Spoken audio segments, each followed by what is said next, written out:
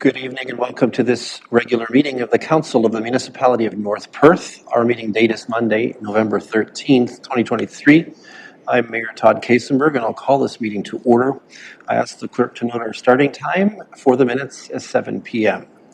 A warm welcome is extended to councillors, staff, delegations, and observers who will participate in this meeting, regardless of whether being physically in attendance in the council chamber in Listowel or connected through web technologies. We begin tonight's meeting with the playing of O Canada. Those in chambers, as able, are invited to stand.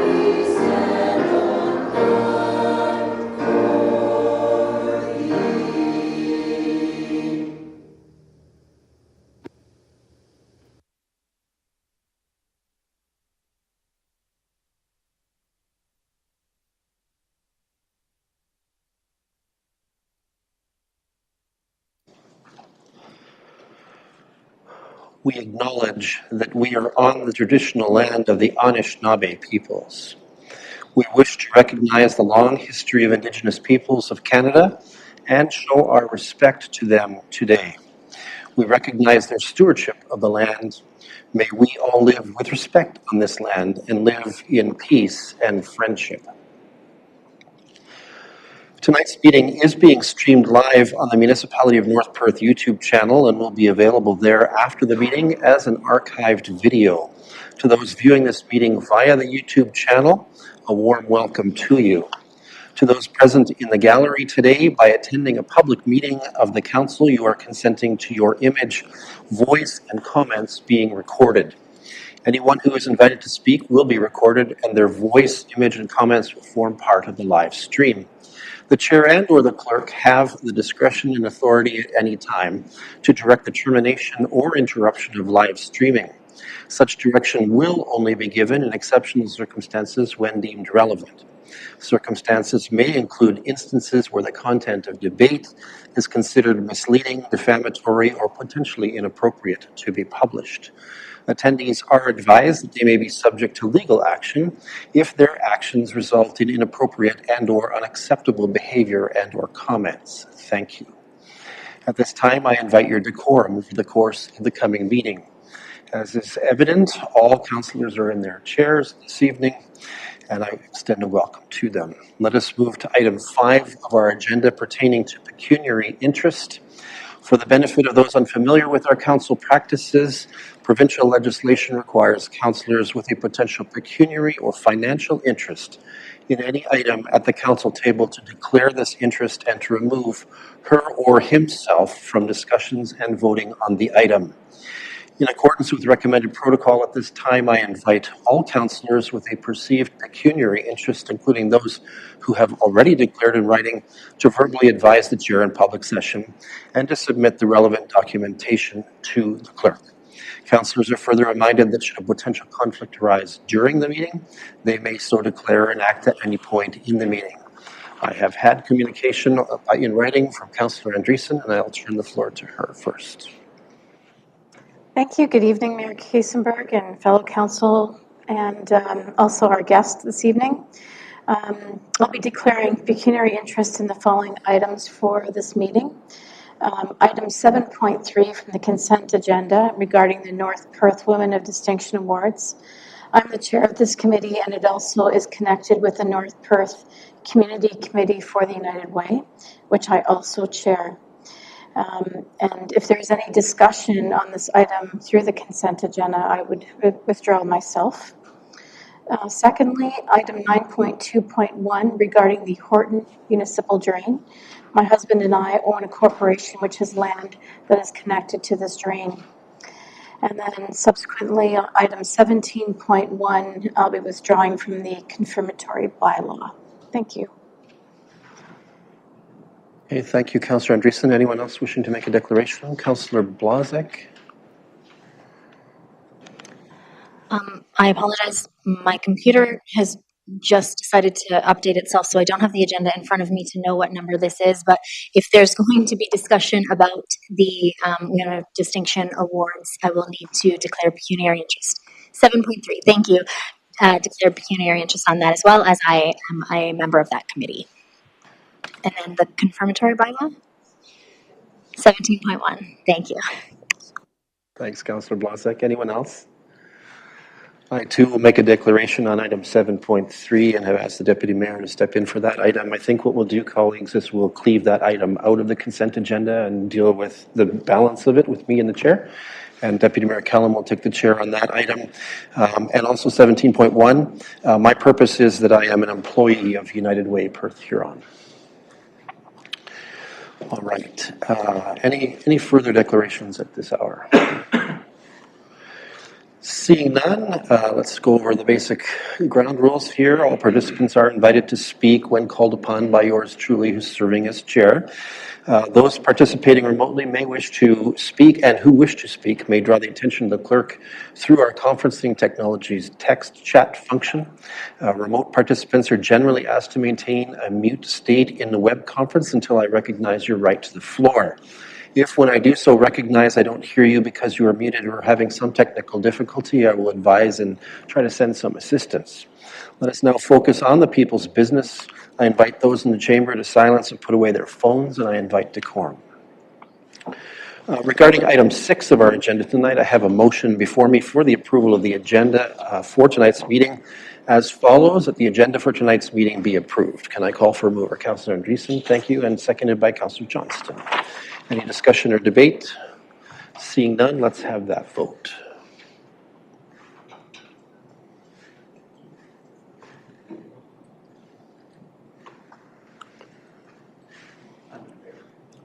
Councillor Duncan records a manual in favor vote, and with that, that item is carried.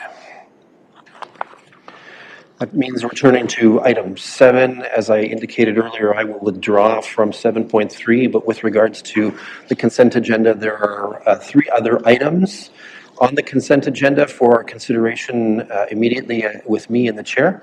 Consent items are placed on our agenda because they are believed to be non-contentious, yet they may warrant council's action or interest. Grouping them expedites our business. Any councillor wishing to extract an item from the consent agenda may make the request to do so, and we can have discussion and debate on those items. There are 3 items that I'm going to process, including the minutes of our last regular meeting.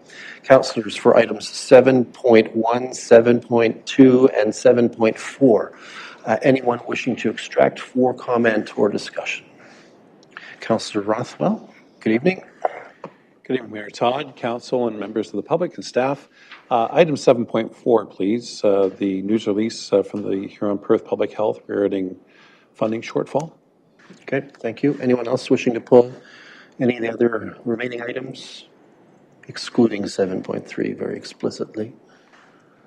All right, Councillor Rothwell, we'll yield the floor to you to talk about 7.4. Thank you very much, Mayor Todd and Council. So in reading the news release and certainly hearing this news on our local media, Certainly, it's expression of concern, and perhaps, Mayor Todd, I'm not sure if you still serve on the Huron-Perth Public Health. Maybe you could provide some additional input to this council in terms of the situation. As I understand, this is not something that's just happened during the pandemic times, but rather over some 5-year period. And in particular, as I understand in the press release, during the amalgamation between the Perth and Huron health units, public health units, there was a funding shortfall even then. So clearly, as I understand,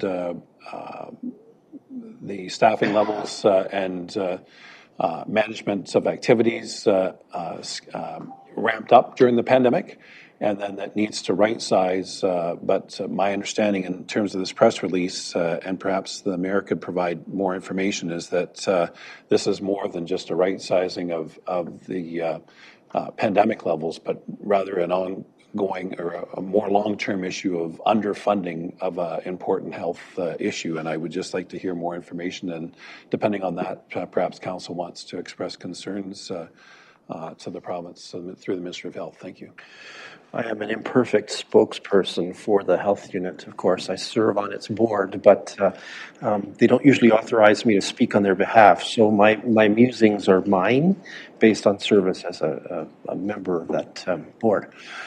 Certainly, you're right. I think there was a lot of hope with the merger 3.5, 4 years ago, as the pandemic was just coming on, that the merger would create a sort of broader and more successful financial platform for both of the health units.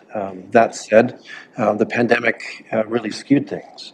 And the good news was the province put a lot of money on the table on that occasion for the sake of trying to support appropriate responses from Huron-Perth Public Health.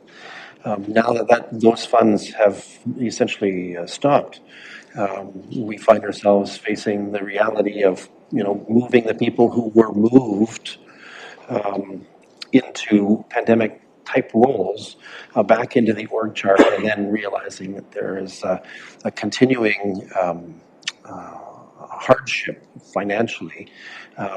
This is largely prompted, as I understand it, by the province's announcement that it would provide 1% budget increases to the public health units across Ontario. And of course, the public health unit is facing, as every organization is, inflationary effects that eat away the ability to absorb 1% per year for the next 3 years in funding. So the consequence is that we have to reassess, obviously, our budget, and we, as a health unit board, have dealt with the financial realities of requiring some cutback in budget. The province doesn't seem inclined to change its 1% increases to those organizations in general terms. So there is an impact, a headcount impact for sure, and it's stipulated, of course, in the media release. If you like, we can ask for a more formal presentation from the health unit staff, from Dr. Clausen or a delegate of hers, to hear more about these circumstances. She's certainly more qualified to speak to the implementation of organizational decisions pertaining to that, but that's my general understanding, is that there is an ongoing lack of sufficient funds to account for inflationary effects and program downloads that have also happened in the last 3 years, which actually increased the need for money, not take it away, right? So that's sort of where we're sitting. Go ahead. Thank you very much, Mayor Todd, for those comments. As to whether council would like to have additional comments from the medical officer of health or others, that will be council's determination. But what I am concerned about is as to whether or not it would be appropriate for this council to express its concern regarding such funding and low levels and not taking inflation into account. I think anyone that's either knows the nurse or anyone that's been looking at the newspapers, the nurses in Ontario have struggled with the province through the legislation that restricted their pay increases that same 1%. And while lauded for their excellent work during the pandemic, and even people coming out of retirement to help during our tough times. There was no financial compensation equal to that same level of service given.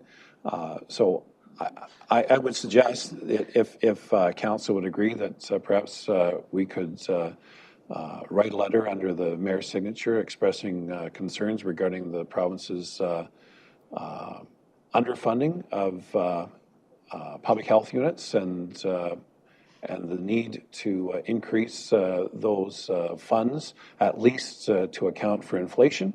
That would be my suggestion, and perhaps others could draft such a letter, but that's, I think, the underlying concern. Clearly, I understand that this is at the public health, Huron Perth Public Health, and it's the County of Huron, the County of Perth that are councils that are directly concerned, but I would suspect that it would be helpful if other local municipalities would express their concerns on the same effect. But that would be a motion I'd be willing to bring forward at an appropriate time. Thank you. Okay, it looked to me like the clerk was capturing what Councillor Rothwell was suggesting, so hopefully you have the essence of a motion there, Clerk Carter.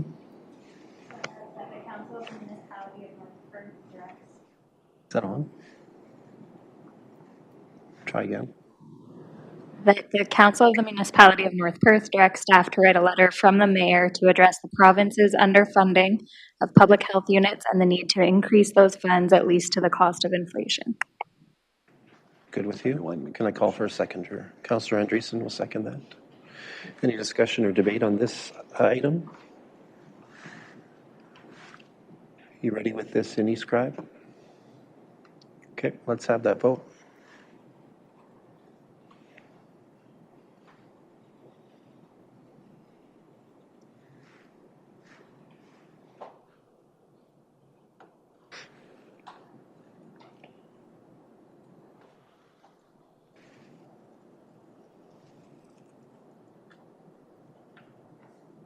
And that is carried unanimously. Thank you. Let's consider the whole of the consent agenda excluding 7.3 by resolution. I'm going to modify the resolution that's before us, if you don't mind, and then Deputy Mayor Callum can address 7.3 specifically. So consent items 7.1, 7.2, and 7.4 be received for information, and the minutes of the November 6, 2023 regular council meeting be adopted. Moved by Councillor Richardson, seconded by Councillor Anstead. Thank you. Any discussion or debate on this one? You got it? Let's have the vote.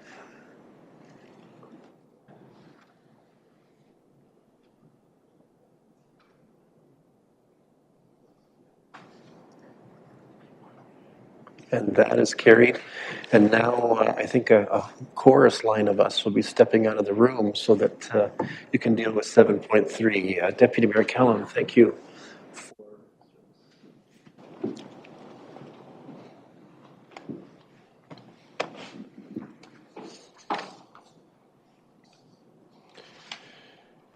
Thank you, and please note that for item 7.3, we do have pecuniary interest by Councillor Andreessen, Councillor Blazek, and Mayor Todd Kasenberg. So moving on to 7.3, we have the North Perth Women of Distinction Awards recipients. Would anyone like to speak to this at this time?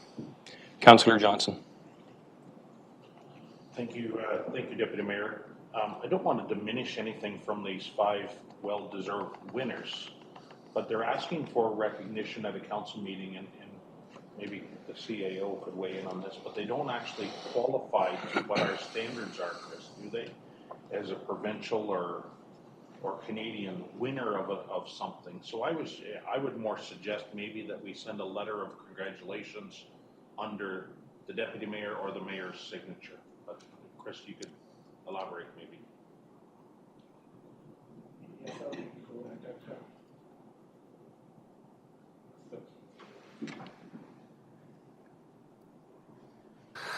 Yes, that would be correct, Councillor Johnson. Our current policy requires people to, or teams to have one provincial championship or national championship to be recognized at council. Council can certainly amend that policy at any time, but that's the way the current policy stands. So then with that in mind, I would make a motion that we send a letter of congratulations from either the mayor or the deputy mayor's desk Okay. to all five winners separately. Okay, perfect. Thank you, Councillor Johnson. Would anyone like to second that? Councillor Nordum? Any comments, further comments from the rest of council? Councillor Rothwell? Thanks very much, Deputy Mayor. And I think it's important, that we can certainly say the names of these five individuals. I think it's crucial. I mean, these are special people that Joyce Schmidt under the Lifetime Achievement at 55 plus, Abby Sterling on the basis of community service, June Williamson is entrepreneur, Joe Fowler, a professional over 40, and Alana Conabear for a professional under 40. The fact that these five individuals were selected from various nominations within our community and awarded by the committee, I mean, clearly shows the contributions that they've made to our community, and at the very least, I think it's important that a letter be given to each one of these five individuals expressing our gratitude for their work in our community. Thank you. Thank you for your comments. Yes, we will. Any other further comments? Can we have that motion, please? The vote.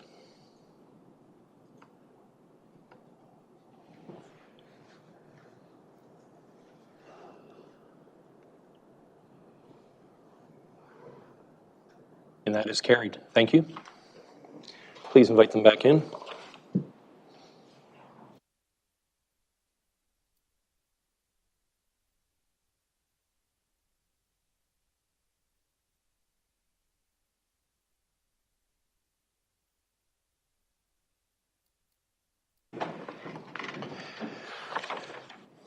All right. At this time, we're going to move to agenda item number 8. We do not have any public meetings scheduled for tonight's council meeting, but we do have 2 delegations tonight for council. Generally, I'd be busy reminding delegations that you get 10 minutes. But I think that the battery energy storage system is going to require more than 10 minutes. And so in consultation with the clerk today, we're going to bring forward a resolution to see whether council will consider allowing them a little bit more runway for this item before we invite them to the podium. The resolution is as follows, that in accordance with Section 26A of the Procedure Bylaw, Council temporarily relaxes the rules of order to permit additional discussion time for the delegation from CCL Invenergy regarding the Palmerston Energy Storage Centre. Can I call for a mover on this one? Councillor Richardson, thank you, and seconded by Councillor Rothwell. Thank you. So this is to give them a little bit more time than the 10 minutes that we try to tie them to. Any discussion or debate? Seeing none, let's have that resolution.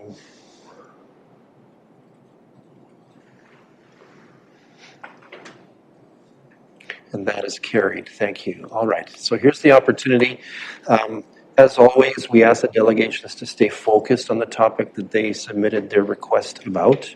And generally, deviations are not accepted. That's why they give me a hammer to throw at people. So first, we're going to be joined by Mike Enright, Shoshana Pasternak, and Jason Woods. And I think you have another colleague with you tonight who you can introduce when you come forward. And they represent a coalition of companies who are proposing the location of a battery energy storage system in North Perth. Welcome to that team, and I'll invite whoever's coming forward first to take charge. You can introduce your colleagues as you need to. So whoever's coming first, looks like it's Shoshana. Shoshana, welcome. Press the button on that microphone to turn it on. Hi. Working okay? It's good. Thank you, everyone, for taking the time today. I appreciate you allowing us some extra time to answer any questions. So I'm Shoshana, and I'm with my colleagues Jason, Mike, and Raj, and virtually we have joined with us our colleague Reza to answer any questions about the safety of the project as well, if those come up. So the purpose that we're here today is to share information about our Palmerston Energy Storage Project, to talk a little bit about the independent electricity system operator here in the province, and their programs and how they're addressing the growing needs, electricity needs in the province, and how our project addresses that. For everybody to ask any questions, provide any comments, and raise any concerns. And then any discussion to have about seeking a municipal support resolution. We would love to talk about that today. And with that, I'll hand it over to my colleague Mike, who will run a little bit more into the details of the project. Thank you very much. I appreciate you having us here and be able to talk about the Palmerston Energy Storage Project. So first, we'll talk about who Palmerston Energy Storage Centre LP is. So it's a partnership between Invenergy, one of the largest privately held renewable energy development firm in North America, with CCNL CFT Limited Partnership, who is a partnership between Connor, Clark, and Lunn Infrastructure and Carbon Free Technology. And the three firms have partnered to bid the Palmerston Energy Storage Centre project into the ISO's long-term 1 RFP. Invenergy itself has developed over 31 gigawatts of energy, primarily in North America, including Ontario, as well as internationally. And similarly, our partners have also partnered and developed, financed, and constructed and operated hundreds of megawatts within Ontario and internationally. So just a little bit about the Independent Electricity System Operators RFP and what we as a company or companies are actually responding to. So the ISO is essentially runs Ontario's electrical grid, and they're responsible for directing flow of electricity across the transmission lines and ultimately what generation is required in order to have the appropriate energy needs for Ontario. And after a decade of essentially a surplus of energy, we have entered into a time where we actually require additional energy in order to have a functioning system. So as part of that, the ISO has put together an RFP, and actually this is their second one. They've called it LT1, Long-Term 1 RFP. So in that RFP, they're procuring 2,500 megawatts.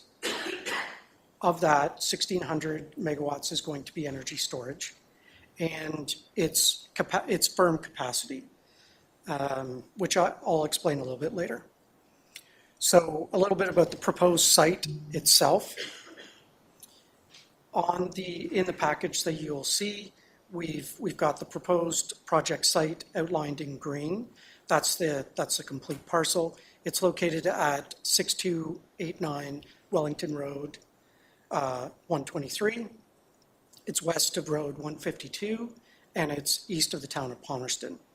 So you can also see in the top left, there's the Hydro One substation. Out of that flows 115 kV transmission line, and that's where we're proposing to interconnect. The yellow hatching that you can see represents the area where we would develop the project itself. It's actually a lot larger than we require. It's about double, approximately. We require 10 acres in order to develop the energy storage site. A little bit about the benefits of battery energy storage. So it increases operational flexibility. So it's about the efficient integration of a diversity of generation resources and improves the ability of the electrical grid to adapt rapidly to changes in power need, power demand, and generation. And then along the same lines, peaking capacity, so the ability to deal with short-term spikes in energy needs. And if you think of it as this facility is going to be charging in times of energy surplus, so when we have extra energy, so presumably at night or times of the day where people are using less power. And the intent is that then we're discharging to the grid at times where we have energy needs. And really it's about displacing additional generation such as natural gas, nuclear, and therefore, some people use the term shaving the peak, right? So we're taking that energy times of it's less utilized into times where it's highly desirable.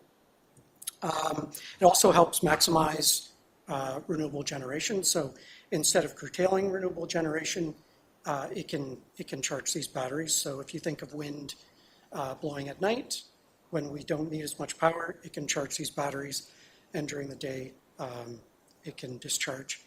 And then ultimately improves grid resilience, serves as backup power to individual homes and businesses and communities, and minimizes and protects power outages. So also wanted to touch on safe operation of battery energy storage systems. So often we get a lot of these questions. So wanted to, at a high level, go through this, and we can answer questions that you might have. But at the end of the day, best safety is design. Appropriate design, using equipment that's been tested for the particular use, and designing that to the highest safety standard. A few of the components that are part of the design include battery management system. So that's continual monitoring of the system and key safety parameters, and it can automatically stop the facility if any malfunctions detected. There's also a maintenance program. So it allows for regular on-site maintenance and monitoring, and it also has remote detection to identify proactive maintenance that might be required. And then there's a central alarm, so that advises the control center of emergencies, results in site inspection, and notifies local first responders if that's necessary. There's also detection systems, so it evaluates smoke, excess heat, gas. There's also site cameras to allow visual inspection of the facility itself. Oftentimes we get questions about the enclosures themselves. So the enclosures control internal temperatures.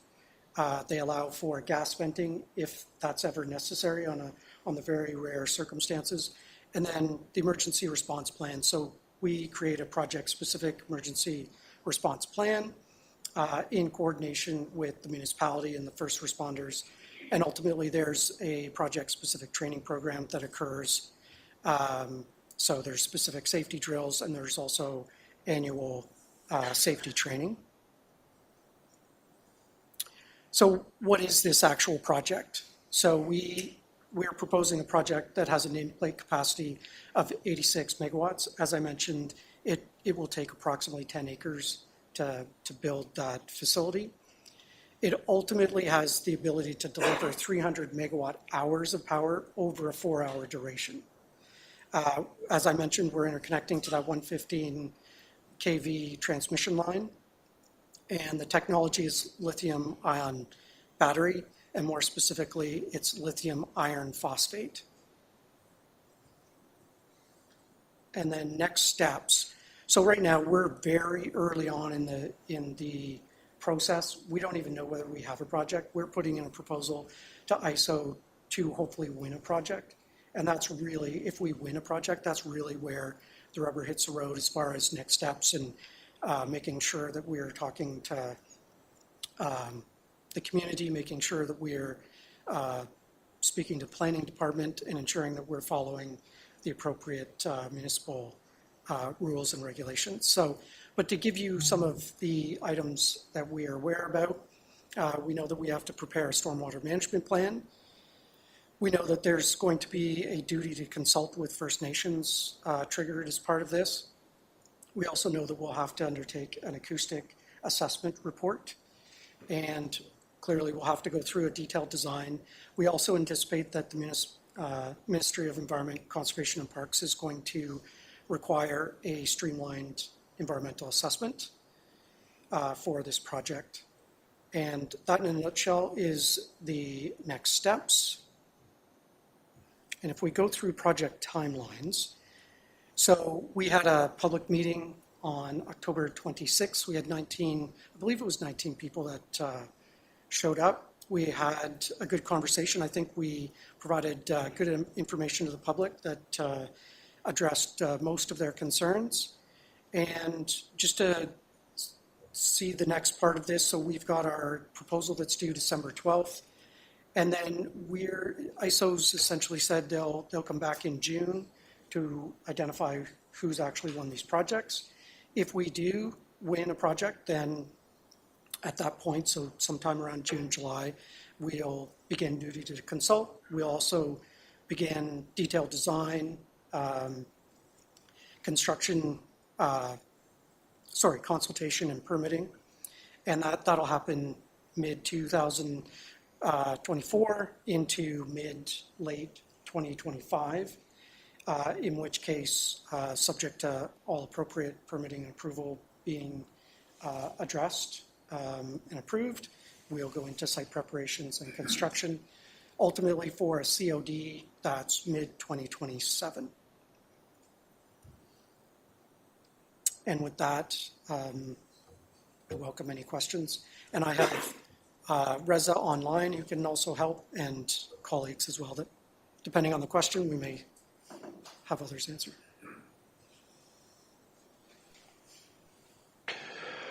Okay, thank you. Thank you very much, Mr. Woods. Let's get on with some questions here. Councillor Richardson, I see you first, and then we'll have Councillor Johnston. I think I saw Councillor Blazek's hand up too, or no? Okay. Let's go to Councillor Richardson first. Thank you, and through you, Mayor Kasenberg. Just a question about your emergency response plan. For other projects that have gone forward like this, understand that we can have a plan and be collaborative with the local emergency services. Is there any special equipment that will be required, given if there's a conflagration of a significant lithium-ion battery depot storage facility, and or training and equipment that would probably need to be reflective of several different departments within the area, given the size of the project? Is there any significant after the project costs that are associated with that? Yeah, and so I do know the answer to this question because I've heard Reza speak to this, but I'm going to allow Reza, who's online, to answer that question. He's ultimately the person that oversees that component of the project. Reza? Can people hear me? I'm talking on the line right now. Yeah, I can hear you. Okay, so the question was, what equipment, above and beyond might be required for this project, and what we train as we, develop our emergency response plans, draft it, and work with the first responders to develop training is ultimately these battery fires are not anything unique. They are a unique combination of the types of fires that the department should already be trained to fight. They share different elements of bay fires, structural fires, and different types of operations that are typically used. To your point on equipment that might be needed, every emergency response plan I've read and drafted for our projects uses standard turnout gear, standard gas detectors that the fire department can use to measure carbon monoxide, for example, as they get closer to an incident battery enclosure if they need to, but nothing out of the ordinary. I could point you to the NFPA standard that would guide that equipment, but it should be fairly standard to answer your question there.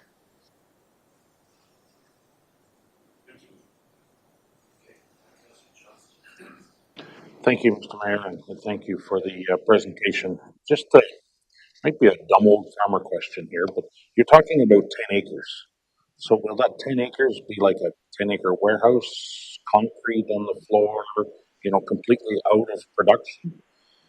And then I guess my second question is why this area is we are trying to protect farmland, and this is some of the best farmland in Ontario, and I don't know how much of it will be out of production. But once again, we're trying to protect farmland to produce food, and I know we need energy to produce food, so they go hand in hand, but I'm just wondering why such prime agricultural land? Yeah, it's a good question, and as you can appreciate, it's a complicated answer. I'll try and keep it as succinct as possible, but essentially going to the design itself. So there's footings and the type of footings, the type of pad that these batteries will be sitting on is based on geotech, based on detailed design, but typically it will be gravel over that 10 acres. and then there'll be footings of some sort that are into the soil to the appropriate depth. But ultimately, it's a 20-year contract, and post-contract, it would be returned to a similar use. So that's the intent. So it's a temporary land use change for the purpose of the energy storage facility itself. Why here? ISO's identified the fact that we're in need of energy. So one, you need a transmission line that can actually route power across the system. So that means you are into 115 kV lines, 230 kV lines, 500 kV lines. And you also need to be close to a substation that's able to route that to multiple transmission lines. So that's really, and you also need a transmission line that has available capacity that can allow for charging and allow for discharging. So that's why. As far as agricultural land, you also have this competition between space. If you need 10 acres, that's quite difficult to find in an urban environment. And it's not that you can't have smaller battery facilities in an urban environment. You can, but then you need more of them. You need them in, they may not be actually in the places where you require them. These things have to scale up. That does put them in a rural environment. And I think generally, I'm sure there's possibly some debate on this, but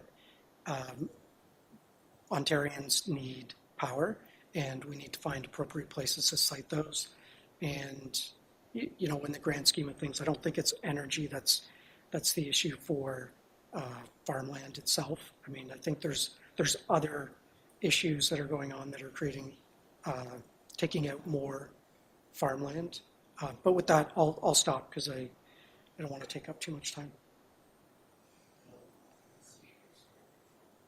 I think Councillor Blazek is next, and then I'll go to Councillor Nordum. I actually have two questions, so you can do with that what you will, through you, Mayor. My first sort of goes along with Councillor Johnson's. If you go back to the slide where you have portion of it hashed out in yellow, you said that you only require 10 acres. So if you don't require everything that we see here, does that mean that the remainder will be left as usable farmland? Yeah, well, that is correct. I mean, we have to if you take a look at the yellow line, there's a dot there that shows where we're actually interconnecting. So that is where that transmission line's coming through. So it's too bad that we don't have the facility design itself, but essentially if you take a look at, there's the middle field behind the houses, which is more beigeish, we'll say. Essentially, the batteries are from that area to the east, essentially, and then we're interconnecting to the transmission line that's coming through. And the area that's to the west, essentially, most of it's a woodlot, and we're just not going to develop in a woodlot. Okay, thank you. And my second question is, are there any long-term studies on the impacts of farmland and groundwater surrounding such a battery storage site? Yeah, so Reza, do you want to answer that question about groundwater? And as it relates to the chemistry of these batteries? No, thank you for repeating the question there. Unfortunately, I can't hear others on the call quite as well, but if I understand correctly, is there any long-term studies on groundwater associated with BESS?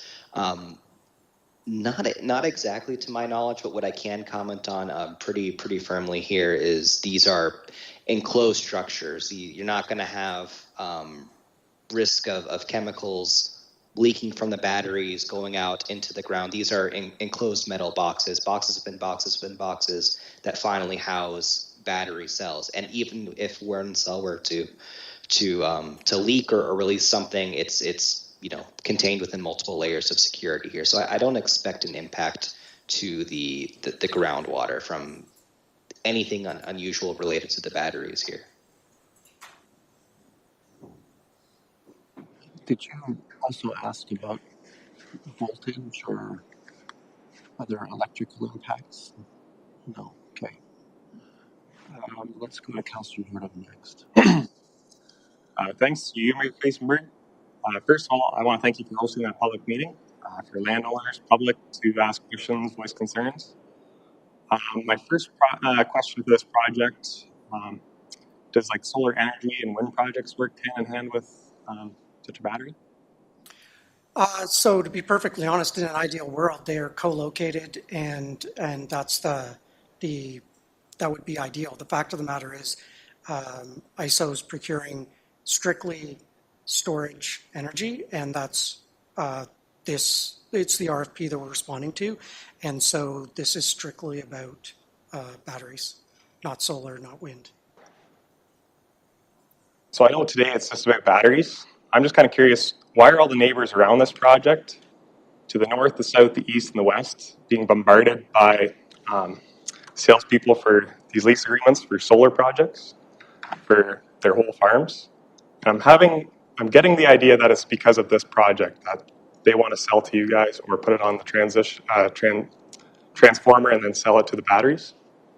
So Ontario is also releasing an RFP called Long-Term LT2, and that is going to procure solar, wind energy. So it's an entirely separate process. It's an entirely separate project. And the way these projects are arranged and the amount of hundreds of millions of dollars that need to be financed, once these projects are in the ground, there are interests in these projects. They don't get reopened. They don't become mixed with other companies. They are independent. They are standalone. So I can assure you that this is a battery storage project. This is an Invenergy CCL CFT project that is being bid. It is solely batteries. It is not solar. It is not wind. And I'm sure other people are going around looking for land, but they are independent projects and they're not associated with this project. I just have the feeling if I let this project go through, I've kind of let the fox in the hen house. Because these companies are offering about $1,000 to $1,500 a workable acre, and there's no place for that in North Perth. Like, this is prime agriculture class 1. End of story. Yeah, and I think from our perspective, we are not prospecting solar, we're not prospecting wind here, and our projects are not related. And it doesn't open the door in the sense that they're completely independent of each other. And that's just facts. I think it's fair to say that there is some long history in Perth County of opposition to wind turbine generated electricity. And so I think Councillor Nordholm is raising the specter of the possibility that this opens the door to those projects. I trust, though, that as councils and with different proponents, we will have our say on those as well in due course. And maybe your comment to us should be about the process for LT2. Is there a process that those potential suppliers and vendors must go through as well? So thanks for that question and that prompt. I think I can, number one, LT2 actually hasn't been released, so I can't speak to it specifically. We do know that it's going to be released. We do know that it's going to be focused on energy versus capacity. Capacity is batteries. Energy in this term is wind, solar. I can tell you that it's wind and solar is a development like any other, and municipalities are going to have to approve those developments in the same way that municipalities approve all other developments and have site control. So yes, through the the provincial mechanism, so either a renewable energy approval or an environmental assessment, municipality will be able to comment, and then specifically on development permits from the municipality, you'll be able to comment on whether they conform or don't conform to the municipal plan. I think that's what I can say about that. Okay, I appreciate that it's maybe not your wheelhouse, but at least you've given us some idea that of what would have to happen. All right, let's go to Councillor Andreessen next. Yes, thank you, through you, Mayor Kaisenberg. There is evidence of tingle voltage already occurring in farmland in Wallace Township at this point. It's a great concern, even without this kind of facility going in.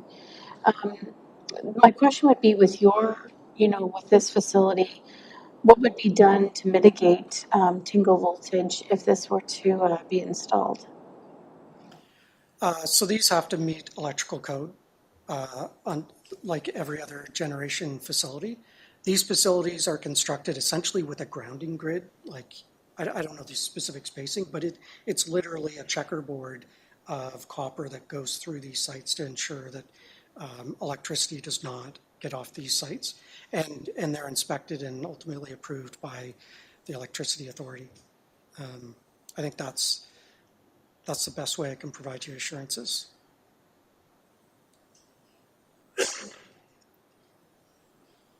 Who's next? Councillor Duncan, you got anything? Yeah, kind of got a tactical question. I'm curious, how much background power does a facility like this take to operate? So that's a good question. And for that one, I'm going to rely on Reza, who's the design engineer. Again, I've heard him speak enough that I think I know the answer, but I'll let him speak to that. I could not hear a single word that time. Could you please repeat the question, Mike? So do you want to, can you repeat it again? Can you hear me now? I'm not hearing volume come through, so whatever you hear, please So essentially the retranslate it. background power. How much background power does it take to operate this facility? Yeah, so Reza, it's really about the auxiliary power that's required to operate this facility. Yes. So how much auxiliary power does it take to run the facility? Rule of thumb, somewhere around 3 to 5% of the nameplate of the facility. For a facility this size, 75 megawatts, maybe on the order of 2 to 3 megawatts of power to mostly keep the cooling for the systems running. That's going to be about 88% of it, and the other 20% of it's going to be all the monitoring that we do here. That's just a rough rule of thumb. It'll change based on the technology, but that's good order of magnitude here.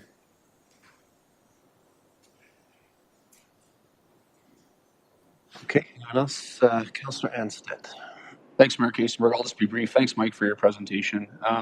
Just had a question about, I guess, some surrounding projects in the area. I know Wellington North has a project that's very similar to this that's being proposed. Brockton has one that's being proposed as well. I guess my question is, are all three of them needed, in your opinion, in terms of, I know you've talked a little bit about the growth of Ontario and the need for energy and stuff like that. I guess my question would be are all three of these projects, and relatively within all, let's say, an hour's drive, are they all needed? So I think the best way I can answer that question is there's going to be proposals submitted to ISO for evaluation, and ultimately there's going to be more projects proposed than are required. And ultimately it'll be up to the ISO, who's the system operator, to choose which projects meet Ontario's energy demands to be more appropriate. And to say it another way, not all projects that are bid are going to be are not going to win projects. So To that, so I know I've just rattled off three. How many proposals currently are there in the pipeline, let's say? I'm not aware of that. In order to define the amount, you would have to actually go through all municipalities and go through council agendas and meeting minutes to identify how many, and that's just not where I've been able to spend my time. Okay, thank you. Okay, Councillor Rothwell.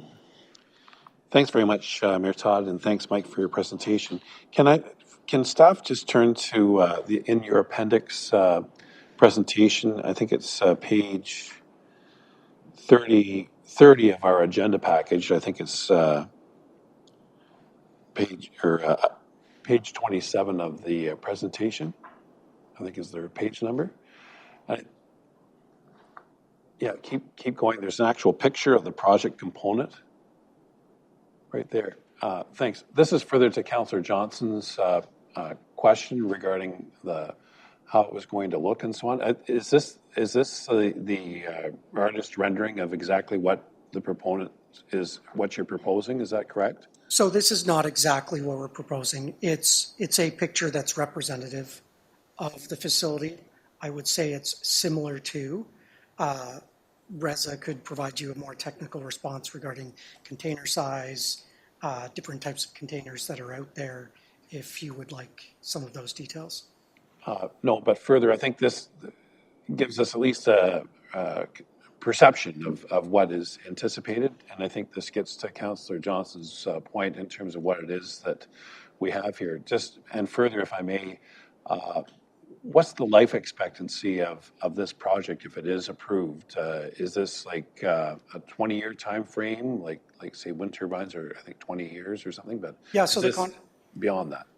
Yeah, so the contract with IESO is 20 or 25. It is 20 years with the IESO.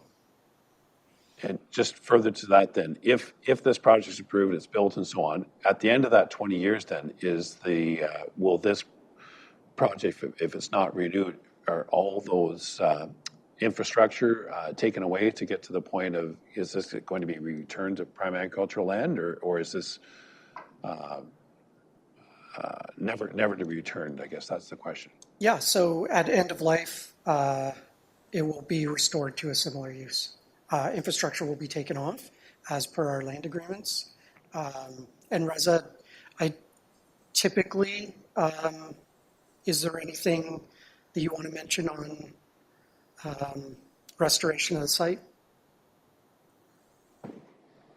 No, nothing really to add, just that we'll have a decommissioning plan and, we follow Department of Transportation standards for, taking the batteries out of there for recycling in particular, and then, remove foundations, and then we can, go into details from there on how exactly the land is restored. But that's an exercise for a future day. And my last question is perhaps a bigger one. Back in the brownout in 2003, where the whole concept of what I believe the IESO is talking about is distributed energy supply, so that we're not sort of all sucked into the same vortex, which is what I understand basically happened in 2003. So the power that is being stored here, and I believe this came up in the presentation that you had 2 weeks ago, is this feeding a local network, or is this distributing further down the line, like into the larger centers like KW, Guelph, Toronto? Like, is this distributed power which is going to then be used locally, or is it there's no control of that? Like, once it's in this transmission system, if they need it in KW, Guelph, Toronto, it goes that way. Yeah, that's a great question, and appreciate that energy flow on those transmission lines is complex. So for me to sit up here and pretend like this is just the way it happens, and there's no nuance to that. I think the way to think of it is distributed generation is a benefit to all Ontarians, regardless of where you are. If you have storage sited close to a substation, that's going to route it locally as well as further along the line.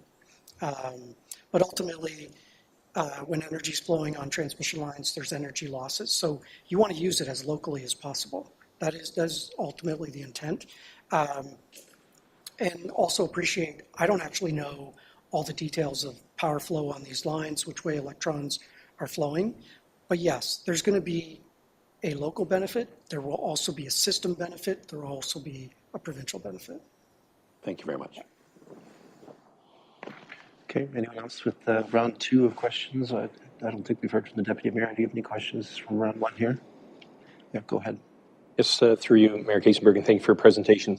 So I believe the submission for approval is, you said, June of this year. If you are awarded? So sorry, the submission is December 12th. Okay, the award? The award is sometime in June based on the information that we have now. Okay. If you are awarded it, do you then come back to us with further discussion? Exactly. There's a tremendous amount of work to be done on the design front. There's a tremendous amount of work to be done with the local planning department to make sure that we're conforming with various rules and regulations. There's also provincial permitting and approvals to be done as well. So, yeah, we need to have a bunch of conversations with the local municipality. As well, landowners around. Sorry, what was that? As well, landowners around. Correct. Thank you. All right, round two. I think Councillor Nordholm, you had your hand up. Go ahead. Yep. So I think there's quite a bit of hidden costs for the municipality with this project. I know right now it's currently a no-enter maintenance road where you are proposing this. It's also a very narrow road, so that'll probably need to be widened out. But also, like right now, we currently, North Perth pays Minto Fire Department $76,125,000 for 2024 to service that area, and I'm pretty sure that cost will go up. So who pays for that extra training? And say we have a fire on one of these containers, like right now, even a car battery could be on fire for 2 weeks. How long would one of these be on fire, and who covers that cost? Because I wouldn't want the ratepayer to be paying to babysit a fire for a couple weeks. So it sounds like there was a couple questions in there. Maybe I'll try and break it down. So one, there was something about the road. So we recognize as part of the development, if that road needs to be upgraded in order to allow for fire trucks to get in there, we will need to work with the municipality to upgrade that. And, you know, we understand that there's a cost to us for that. With respect to the first responders, I mean, I don't know the exact answer to that. I guess one thing would be, we'll be an industrial use. We'll be paying the tax rate of an industrial use. We will be contributing to the community through taxes. And at the same time, yeah, I mean, I think that's the best way to answer it. And I will say that fire is an extremely rare event. So I don't anticipate that being an issue.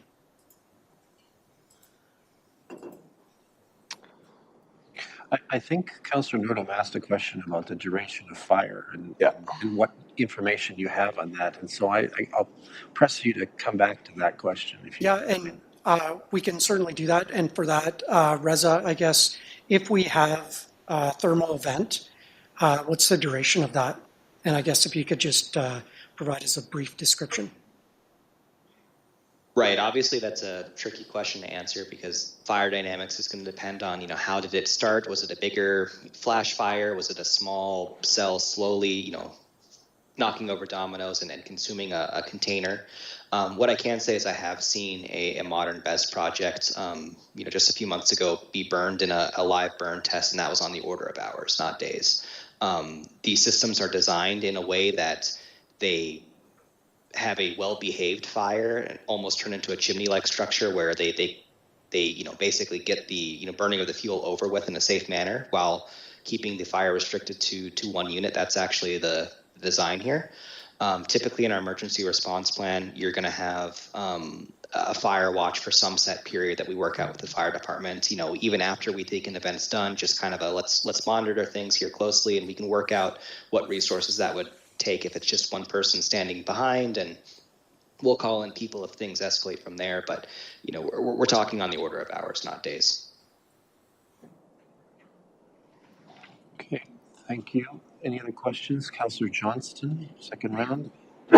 It's actually not a question, just a comment about a history with one of the companies involved here and I know it's a partnership of CCL, CFT, is in collaboration with Inva Energy.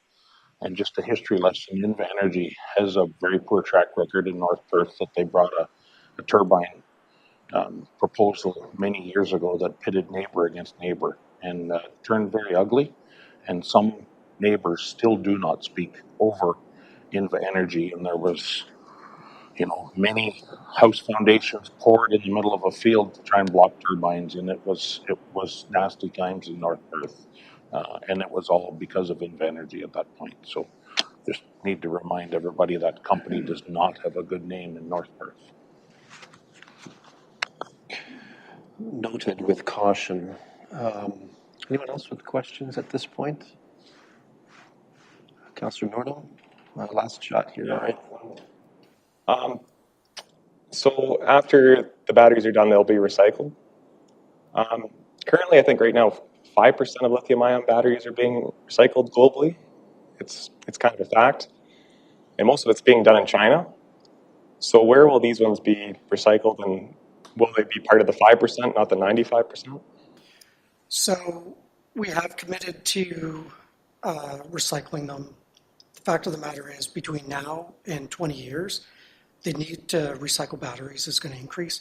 The technology in which we do recycle batteries is going to tremendously change. It's going to increase, not decrease. It's going to be done locally more so than offshore. So I think you'll find that there will be companies that come in to increase that. I'll trust your numbers as far as the current state of affairs, but it will.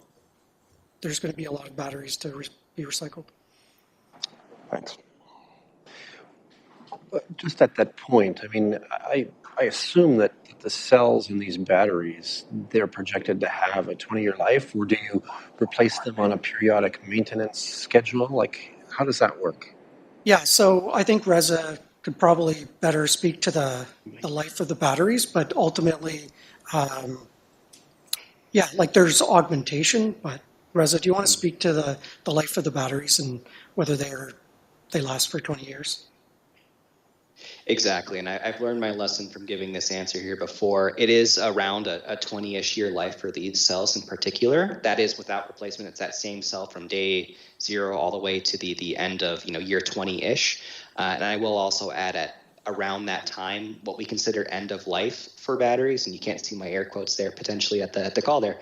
End of life is around 60% of the state of the health of the battery remaining. So in other words, it's able to store about 60% of the energy that it could when it was fresh out of packaging. What Mike alluded to, augmentation, is not replacement of batteries. It is adding of fresh new batteries in with the aging batteries of the asset here. And the reason we do that is as the batteries lose some of their health, just like your phone battery degrades after a few years. You can't hold as much charge. You have to charge it more frequently than you did when you first bought it. We have to add in fresh new batteries in order to keep the nameplate capacity of the site where we say it's going to be. So if this site is 75 megawatts, 300 megawatt hours of energy once it goes to the grid, periodically every 4-ish years or so, we'll need to add in new batteries along with some of the batteries that were installed here initially. Again, it's not replacement, it's addition of new batteries at that point. Okay, thank you. Colleagues, anyone else with the last question here? Okay, thank you to your team very much. We appreciate you coming. Thank you very much. Appreciate us and presenting this project to us. Let me address council on what the actual proposition here is. Certainly, this coalition of companies has invited the municipality to consider the issuance of a letter of support or a document to that end, so that they can include that with their submission of their bid to the province of Ontario, to ISO. Certainly, I recognize that this is sort of a hot topic, potentially. I don't think there's a pun there, but maybe there's a pun there. And so I want to seek council's guidance here. Do you want to consider a resolution of that nature tonight, or defer it to the next meeting so that you have some time to think about this matter? Anyone have a path forward? Councillor Richardson? Thank you. Through you, Mayor Kasenberg. Personally, I still think there's too many questions. I do appreciate the presentation. I do think there's too many questions at this point. And maybe it's just more absolute absorbing and doing some more research from the website to absorb more information about it. I'd be more comfortable in deferring this. I'll gladly stand corrected, but for this type of thing to come out of the presentation that we've had, which was very good, but I just think that's, like you said, it's too much of a hot topic item right now just to pull the trigger on it now. That's my 2 cents. Great. I mean, it's certainly been, I think, a hallmark of my mayorship to use some contemplation time. So I have no issue with the suggestion. Anyone else wishing this was provoked tonight or prepared to allow this to sit to next week? Councillor Duncan? I'd be willing to second the motion for deferral. Okay, so deferral till next week. And if there's any additional information that we need, we can certainly address that. Councillor Rothwell? Just speak to the motion which is on the floor. I think if we are agreeable to defer, if there are issues or concerns that we have that we've discussed here tonight, if we could have a staff report.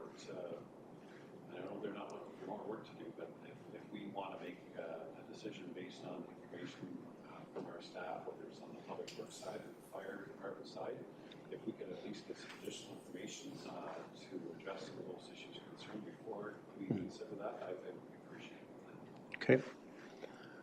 Seeing some nods of heads, so I think that may be our appropriate approach.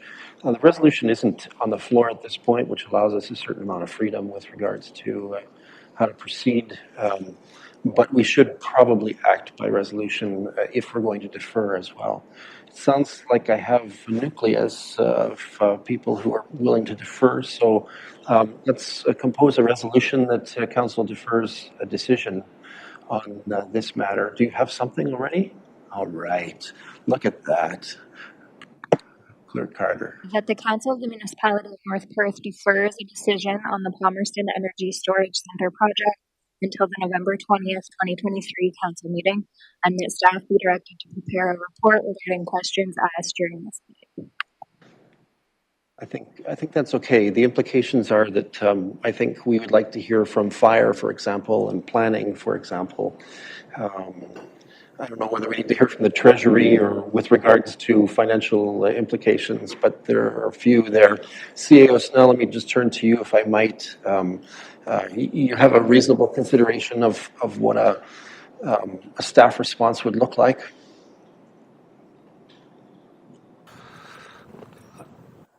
Certainly, we've spoken with the proponent a number of times, and Unfortunate part.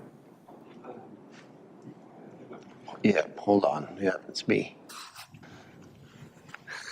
So we've spoken to the proponent a number of times. The unfortunate part, many of these issues like access and fire protection are usually resolved much further down the line when we look at things like zoning and site plan control. So we can have some generalities, but a lot of the details aren't known to us. But those are certainly something we've talked about already with the proponent is how they would be required to upgrade access to the site, what we'd be looking for in a site plan control application, zoning application, and so far they've been very cooperative to provide all the responses that we've required. Okay, I think that's fair, that if we can get relevant departmental comments, even though we acknowledge that there's not deep design that's done at this point, but that, you know, we're in a stage where they're bidding and we have a sense of what that future could look like. I think that is an acceptable scope for the report. Is that okay with colleagues? All right, so we have a resolution. I think it's probably good as it is. I'm going to assume moved by Councillor Richardson, seconded by Councillor Duncan. That's what I'm going to assume. And I'm seeing nods from that. Any discussion or debate on this? All right, seeing none, let's have that vote.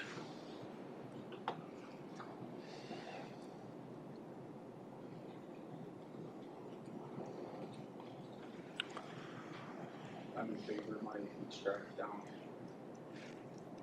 Okay, Councillor Anstett records a manual in favor vote for the motion on the floor, and that's carried 9-1. Thank you. Colleagues, we've made our first decision on this. Councillor Johnston is indicating that he has duties to attend to on the farm, and so he's excusing himself at this point. Make that note in the minutes, if you will.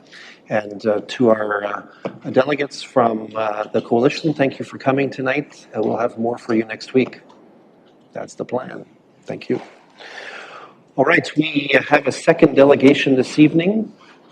Let's move to that. This delegation, we are joined by Ryan Chapman and John Chapman of Newry Coach Lines, who wish to address council about school bus stop arm cameras, a popular topic from this council. Mr. Chapman, welcome. I provide you with the floor. Good evening. Oh, you need it for the, sorry. Ryan was present at the last week's council meeting and witnessed the discussion and subsequent deferral of the motion about school bus stop arm cameras. As a strong proponent of this for going on about 5 years now, I thought it'd be important that I come back before this council and bring you an update. I was looking at some of the stats that came out of the last meeting, and I did some quick math. And in North Perth, we currently have 33 school buses that are exclusive to serve the schools in North Perth. And at 2 blow-bys a day per bus, that equals 388 blow-bys for each individual bus over the 194 days of school. Times those 33 buses works out to 12,804 blow-bys in a school year, and at $490 fine per blow-by, that works out to $6,273,960. We're not talking chump change. It is a convoluted process. I appreciate that. There's lots of discussion as to who's going to pay for them, who's going to collect the money. Last Thursday on line 178, we had a child whose mother literally dragged him off the road because a car was parked waiting behind a school bus, decided that they were way more important, pulled out around the school bus that was stopped. And the only thing that saved that child is his mother grabbed his backpack and dragged it off the road. Ladies and gentlemen, the time for debate on this is over. It needs to happen. I had a conversation with Manny Coelho this morning. His theory is a lot more serious than mine, and I liked his ideas. So, I spoke with Councillor Rothwell prior to the start of the meeting, and I was speaking, so you'll appreciate this then when I say I spoke to the lady who is the consortium manager in Sudbury, where they have run a pilot project.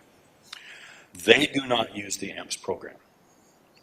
They use a program in conjunction with the Sudbury and District Police Force, whereby through the OTC, they installed the first set of cameras on 7 school buses, 4 that worked exclusively in the city of Sudbury, 3 that worked in the surrounding rural areas, and they had 294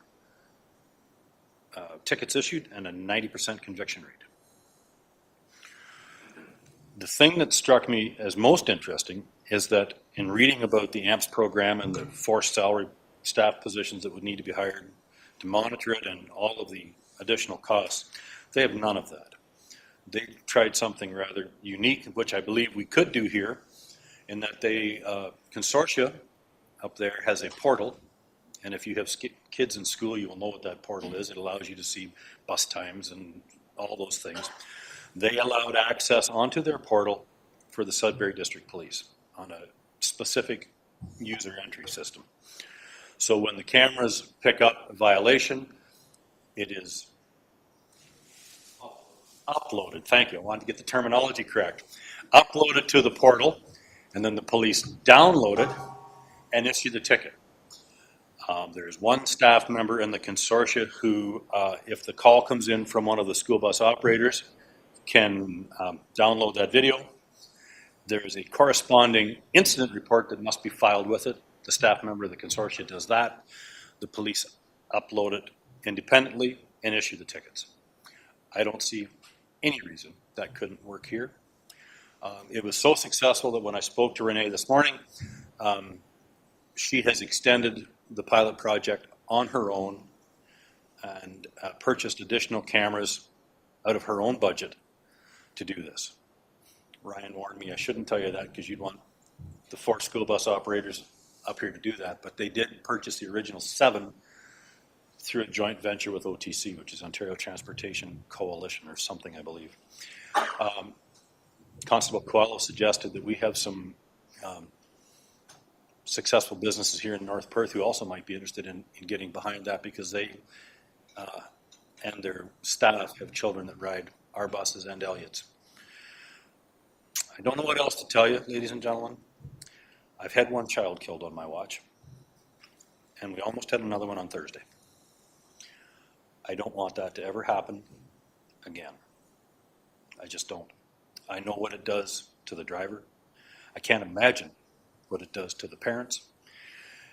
And everyone else that's on that bus from JK to grade 8 has to witness one of their friends being run down. And that will scar them for the rest of their days. The solution that Renee gave me today seems pretty simple, straightforward, and I think with your help and maybe some help from some businesses here, we can get that done and start a pilot project between our company and Elliott's. I think it's only fair. They run 86 Highway a lot more than I do, so certainly that would be a litmus test to see how effective that is.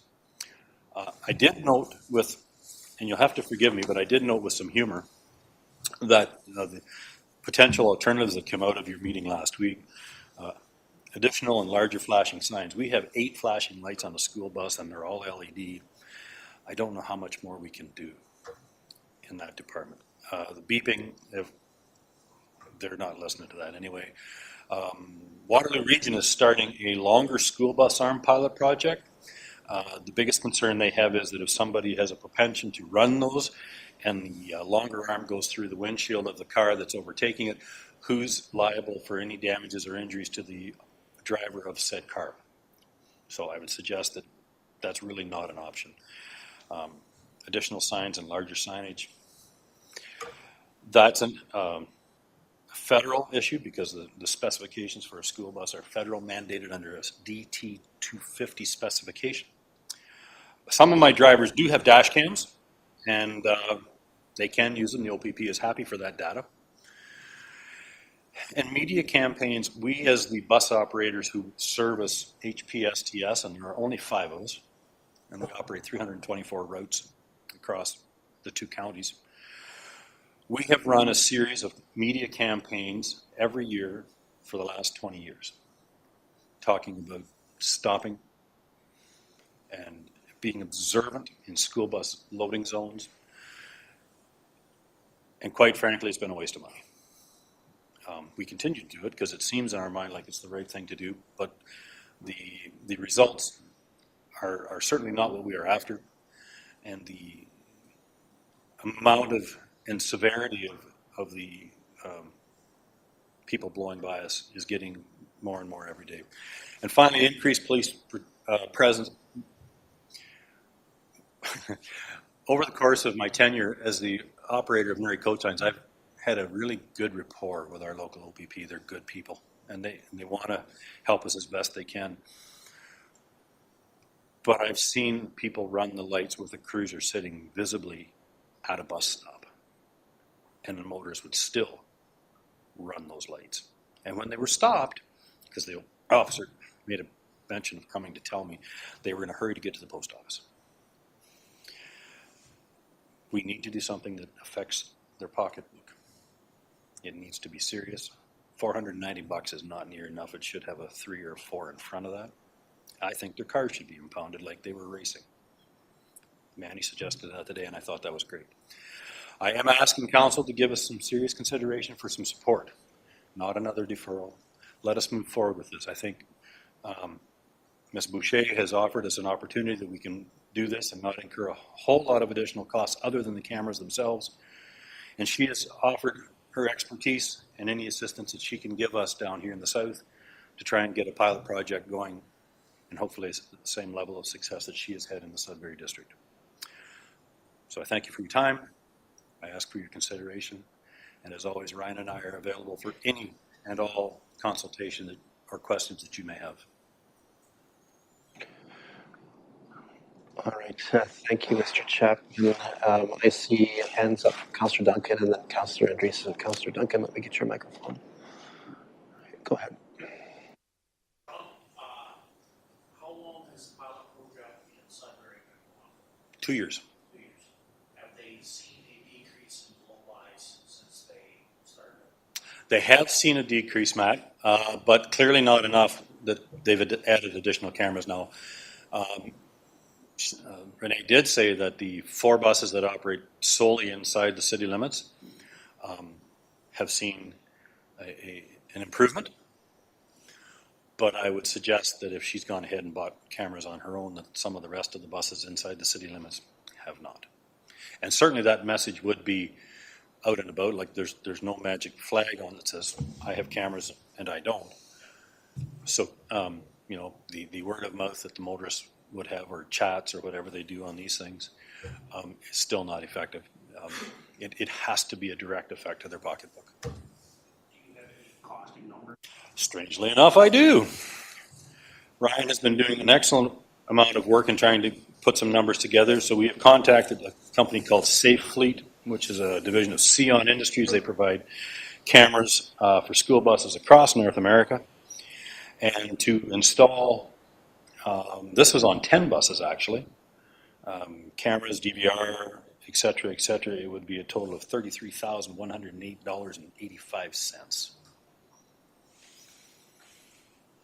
And right. And I noticed with interest in the literature that we took away from the other meeting that you had figured them on a per monthly basis. Once you buy them, you own them. There's no airtime component. They're yours. So I don't know where the monthly charge came from, but any cameras that we have on our buses currently for student management, once we install them and pay for them, they're ours. There's no additional fees. And so if council would entertain this, I would suggest that, you know, in a 10-camera package, I know I'd be happy to easy put 10 on mine, and I'm pretty sure I could convince the manager of Elliott's that they would want to put them on theirs too, since I know at least 4 of their buses run back and forth on 86 Highway every day. Okay, thank you. Councillor Andreessen, you're next. Thank you, John. As a former principal and a grandma very soon, I appreciate that the safety of students is paramount, right? My question is about the OPP. First of all, does Sudbury use and work with the OPP? They work with the Sudbury District Police, who I believe provide, well, I know they provide services in the city, but I think they do the district up there as opposed to like us where we have an OPP contract. But I know, I've been to 2 police board meetings and I know they are on side here. So but they do with the Sudbury and District Police Association up there. Okay. Secondary to that, maybe through CEO Snell, you could maybe make some comments. In moving forward, you know, if we move forward, would it be important to have an agreement with the OPP locally to, you know, support this type of service? Because without their support, right, it's pretty impossible. Well, I think their support has been demonstrated 2 or 3 times, twice for sure in these council chambers. But I think with this system that Renee described to me today, it's pretty simple. Like there's not a lot of charges or costs over and above the camera. A driver would report, somebody at the consortia office could go through the video feed and isolate that incident. They upload it to the portal, contact the OPP and say, we had this incident on this road at such and such a time. They download it. They can, and the package that she sent me actually showed, I want to say 24 camera clips. And the license plates and vehicle make, model, color were extremely clear. Like the technology is. If I'm just to that point, if I may, there's really not going to be any more work for the police than when we call now. If a driver does happen to catch a license plate number or a car, the driver radios us. You know, we call the hotline, and you know, if we have enough information, they'll try to send somebody out. This will actually make their jobs easier because we'll already have photo evidence. We'll have time stamped, all of those things. So for them, instead of them trying to drive around and find that car or do the work to try to put the cobbled plate that we can try to catch together, it'll all be done for them with a picture, and then it makes it more indisputable. Mm-hmm. If CEO Snell could just comment about an agreement, perhaps. I don't think agreement's necessary. Just under a current contract, they're required to respond to any instance that's reported by anyone. So I tend to agree with Nuri, Coach Lines. If the evidence is properly produced, the OPP will respond just like they do now to calls from bus operators. Thank you. Okay, Councillor Blazek is next. Through you, Mayor President, and thank you, son and father Chapman, for your report. Um, the portal that you mentioned, and I apologize, John, if you already said this. Who runs the portal? Is that a Avon Maitland and Huron? So here it would be Avon Maitland or HPSTS up there. It's a name about that long, Sarah, but it's the consortia for the Greater Sudbury School District, but because they're co-ed, it's in French. But Renee Boucher is the manager, and so she, who I know, she set the program up with the Sudbury and District Police Department. Okay, so would we need, just along the lines of what Councillor Anderson was talking about, would we need some sort of agreement with them in order to provide access to the OPP to this portal? Not really, because it would have to be set up through our own portal at HPSTS, like they already currently have one. It would just be a matter of adding that component to it. I spoke to Janice White, who is our manager, this morning, told her that Ryan and I were coming tonight, and that I had a conversation with Ms. Boucher. And yeah, it would be that they would just have to add that component to allow the Perth County and Huron County OPP, for that matter, because we service both counties, an opportunity to have access to the portal. No different than if you're looking up your daughter's school. You have access as a parent, so they would have to grant access to the police services, specifically for the video that has been downloaded. Deputy Mayor Callum and then Councillor Rothwell next. Thank you through you, Mayor Kasenberg, and thank you for your presentation, John and Ryan. So it sounds like you had quite the conversation with Sergeant Coelho, and he is on board 100%. Absolutely. Is this something that would have to come back to the police board for discussion and bring recommendation, or something that we're allowed to? I'm going to suggest no, and the only reason I suggest that is, as Ryan indicated, like really what we've tried to do, at least as I understand this, and I had a pretty good conversation with her this morning, is we're trying to provide our police officers with better information. Like, again, last Thursday, the driver thought she had the license plate number of the vehicle that went by, and she missed. And I called it in. I talked to the central office in London, and the police officer that returned my call was very helpful, but also very concerned that we didn't have the digits in the right order. That was a valid plate, but it wasn't assigned to anything. So, you know, another opportunity where somebody could have been seriously injured or killed. No recourse to that driver because we didn't have the right plate. Being able to get an opportunity to take a photograph of it and the make and model of the car and just give that to the OPP, I think helps them. They don't have to spend manpower trying to chase it down or spending time at their computer trying to piece together whatever cobbled little bits we can get of a license plate. We've given them a picture. They can clearly send a ticket to the vehicle's owner, to the registered owner. Thank you. Okay, thanks. Councillor Rothwell is next. Thank you, Mayor Todd. Thank you, John. Thank you, Ryan, for your work. Sometimes we overcomplicate things, and perhaps that's what's happened in the original work that the Community Safety and Wellbeing Committee had done, looking at the overall issue of the administrative monetary penalty system. It still is a big issue because public health and safety is not just the issue for our students. It's also public health and safety for the speeding drivers going through any of our communities. But if we are agreeable as council to endorse what you as owners of Nuri Coach and perhaps Elliott are willing to do on your own behalf, I think we should support you. And in addition, support our OPP as well as the school boards in ensuring that this pilot project becomes the reality that is going to be seen system-wide. And we can thank our friends in Sudbury that they're willing to share their knowledge and experience. And hopefully across Ontario, they'll see this as a first step that can be done on a relatively low-cost basis because it's not the municipalities that should foot the bill for this. It should be the perpetrators that are shown to doing this. I firmly believe, as you do, John, that public education is an ongoing issue. We may think that we're not winning the battle, but my belief is that we will, in terms of when people are educated to realize that that big yellow bus, whether it's flashing, whether it's beeping, whether it's jumping up and down, you need to stop for it when the flashes are on and the school bus stop arm is out. That's the deal.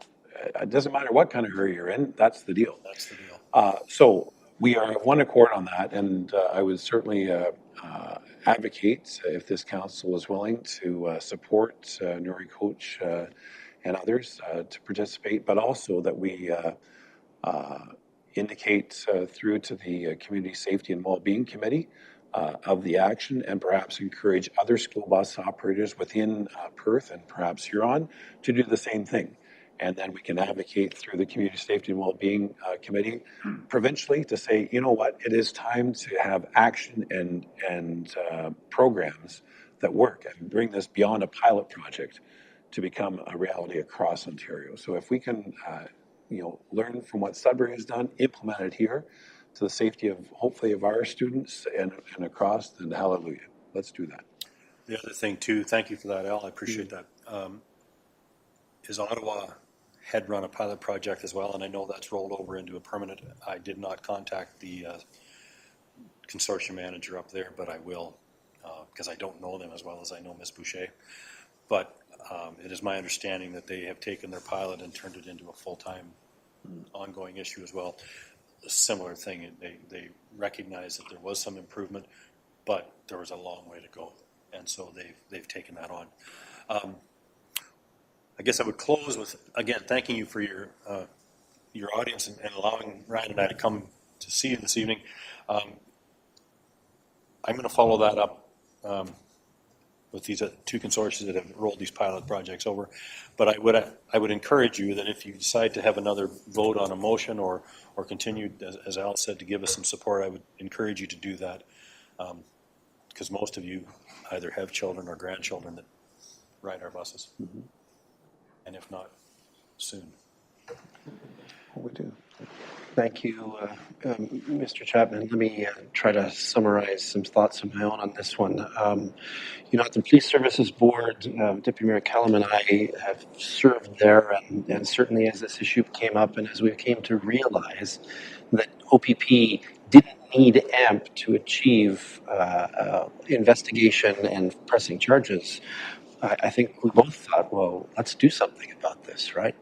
And so that represents, I think, why the Police Services Board brought forward a motion to Council, inviting Council to endorse a pilot project, because we understood from Sergeant Coelho and from his inspector that this was reasonable and could happen and happen in an expeditious fashion, not have to wait for AMP solutions coming from AMO and from Barrie and Toronto and all these different places that seem to be involved.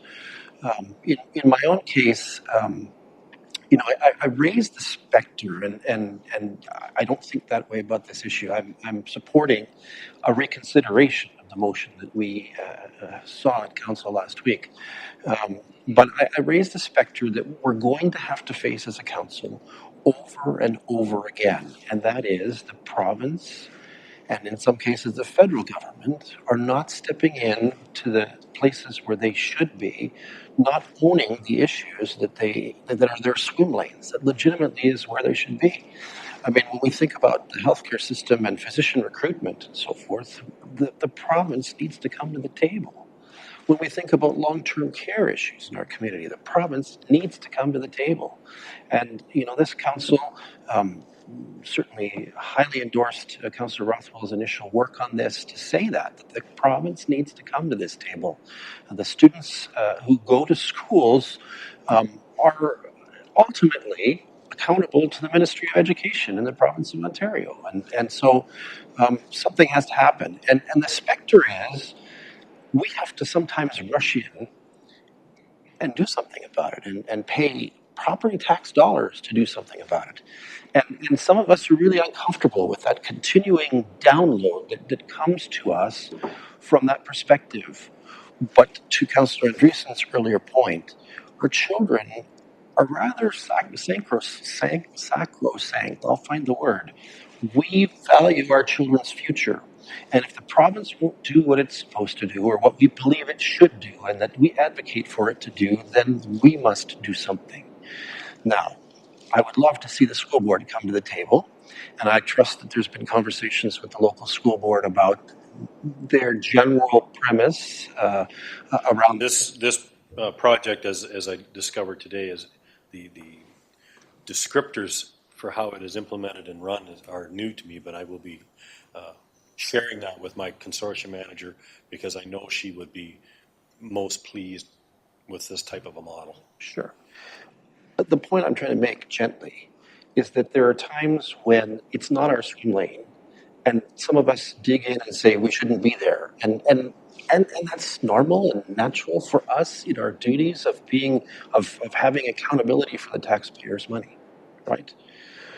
But in this case, given the ask, given the cost, given the potential real cost that you've described and that you've had personal experience with, this doesn't seem like an enormous investment for the municipality of North Perth to say we're going to show some leadership.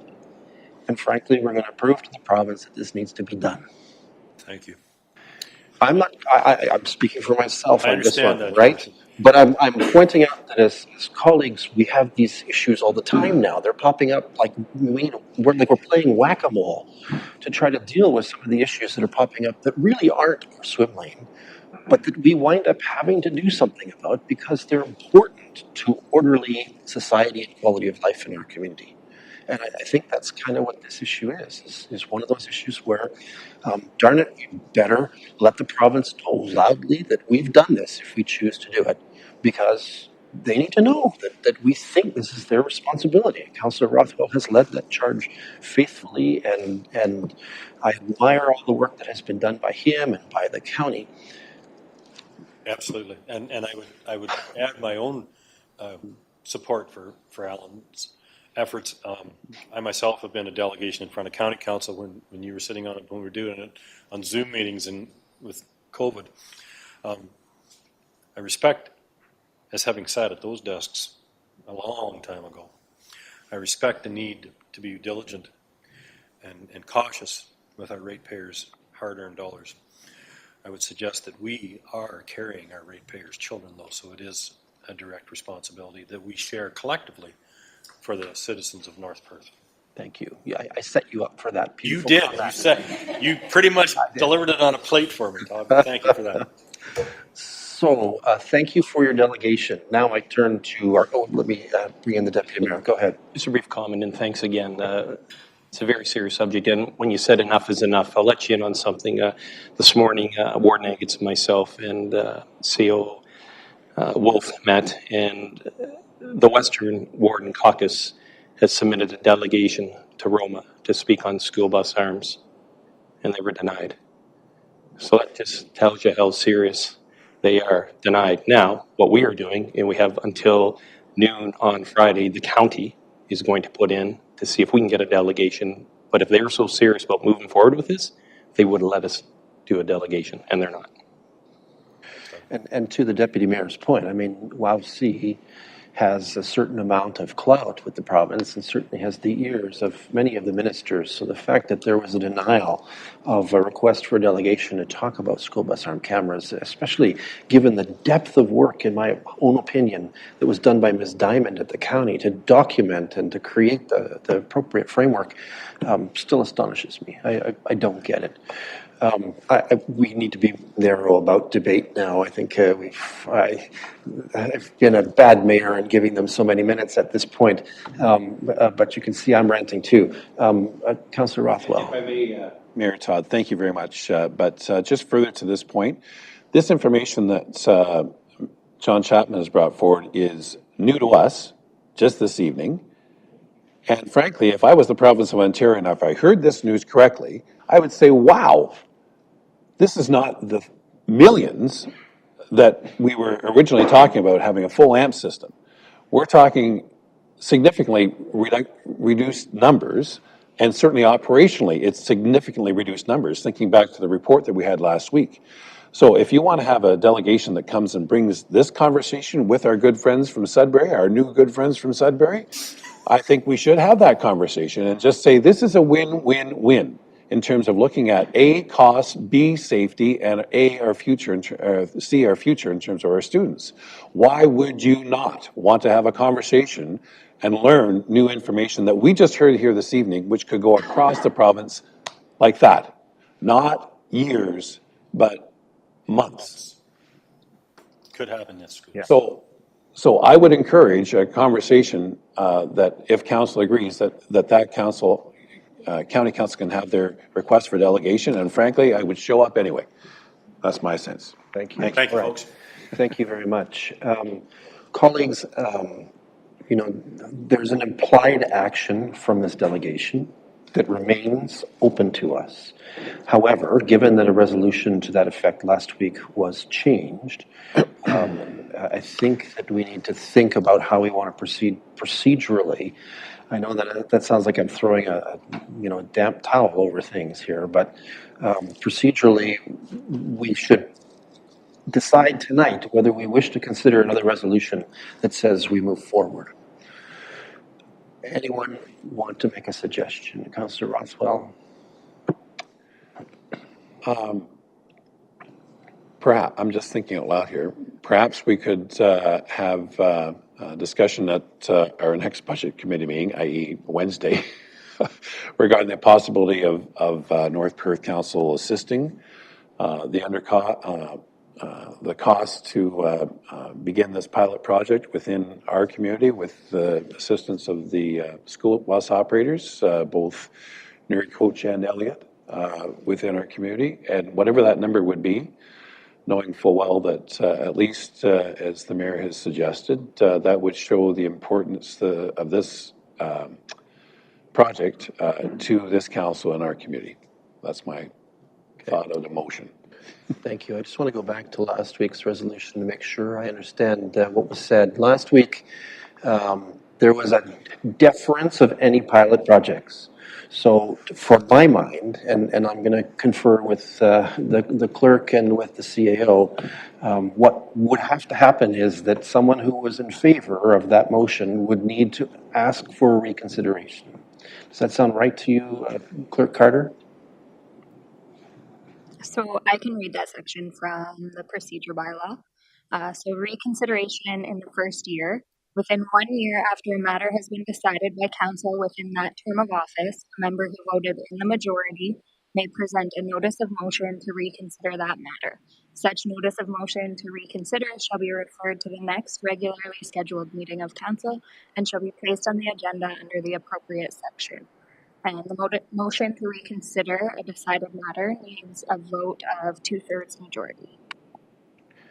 When does that vote take place? At the time of the consideration of the motion, or during the notice of motion? Because it sounds like it's a notice of motion, which it just requires one person to say, let's do this.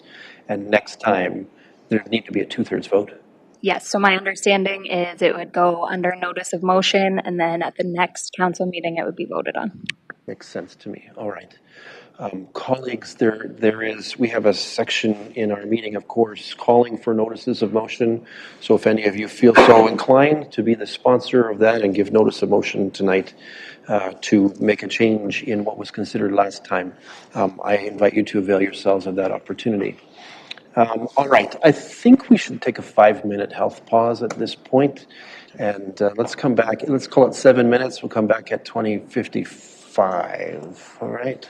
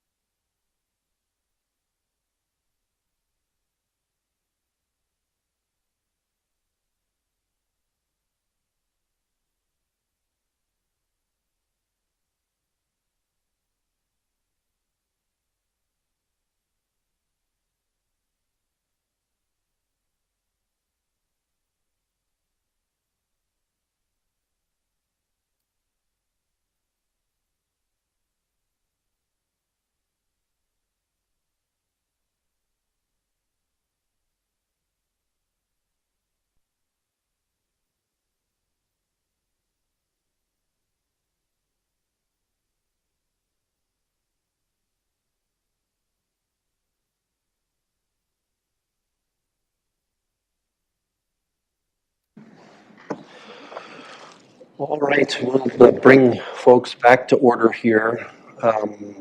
This allows us at this point to address item number 9, reports from departments and key staff. We have a couple of items to consider from the Strategic Initiatives Department. First, as item 9.1.1, our Manager of Strategic Initiatives brings to the table a final version, or what might be a final version, of the corporate strategic plan. And of course, depending on our disposition on this matter, this may finalize a plan for the next 3 years. And of course, from that would provoke some more work for staff, which I'm sure that they're up for, to outline accountabilities for the actions that have been proposed and timing and all of that sort of thing. So I think Ms. McLean is going to give us a briefing on how this looks moving forward and briefing on the current strategic plan. Ms. McLean, the floor is yours. Great. Thank you, Mayor Kristenberg, and good evening, Council. So tonight we are bringing forward the final 2023 to 2026 North Perth Corporate Strategic Plan for Council's consideration and adoption. Catherine Osterbein of Osterbein Strategy is present with us virtually to provide a brief summary of the updated strat plan. Before I hand it over to her, I'd just like to note that following adoption of the strategic plan, the leadership team would then work on the development of a corporate implementation plan. So this would be assigning responsibility to the priorities and actions throughout the plan, as well as putting timelines towards each action. And also wanted to note that the draft plan was used in the development of the 2024 department business plans that will be coming forward at Wednesday's budget committee meeting. So without further ado, I'll just hand it over to Catherine. Perfect. Thanks, Jessica, and good evening, Mr. Mayor, members of council, staff, the public. It's a pleasure to be here, and it's been a pleasure working with you all on this corporate strategy update. If we could jump to the next slide, please. Just to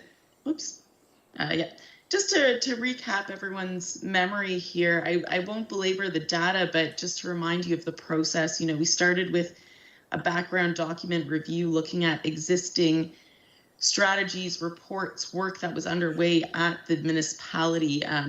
As we got this process underway, we engaged in community consultation, so undertook a community strategy, opened the floor to community consultation workshops, had management team workshops to discuss the specific issues that the municipality was facing. We've worked with you guys as the council to do some in-depth consultation around the community, and then provided a draft version of the strategy and got additional feedback from council. So I'm here today to present the final strategy to you guys. And if we can jump to that next slide. And then keep on going. So here is your 2023 to 2026 corporate strategy. We did ask to revisit the values, and you do have the detailed description of each of the values in that final report that I know you have in your hand. But just as a reminder, the community values that were decided upon: supportive and friendly, a welcoming community, contributing community, progressive, sustainable, thriving, safe, and well located.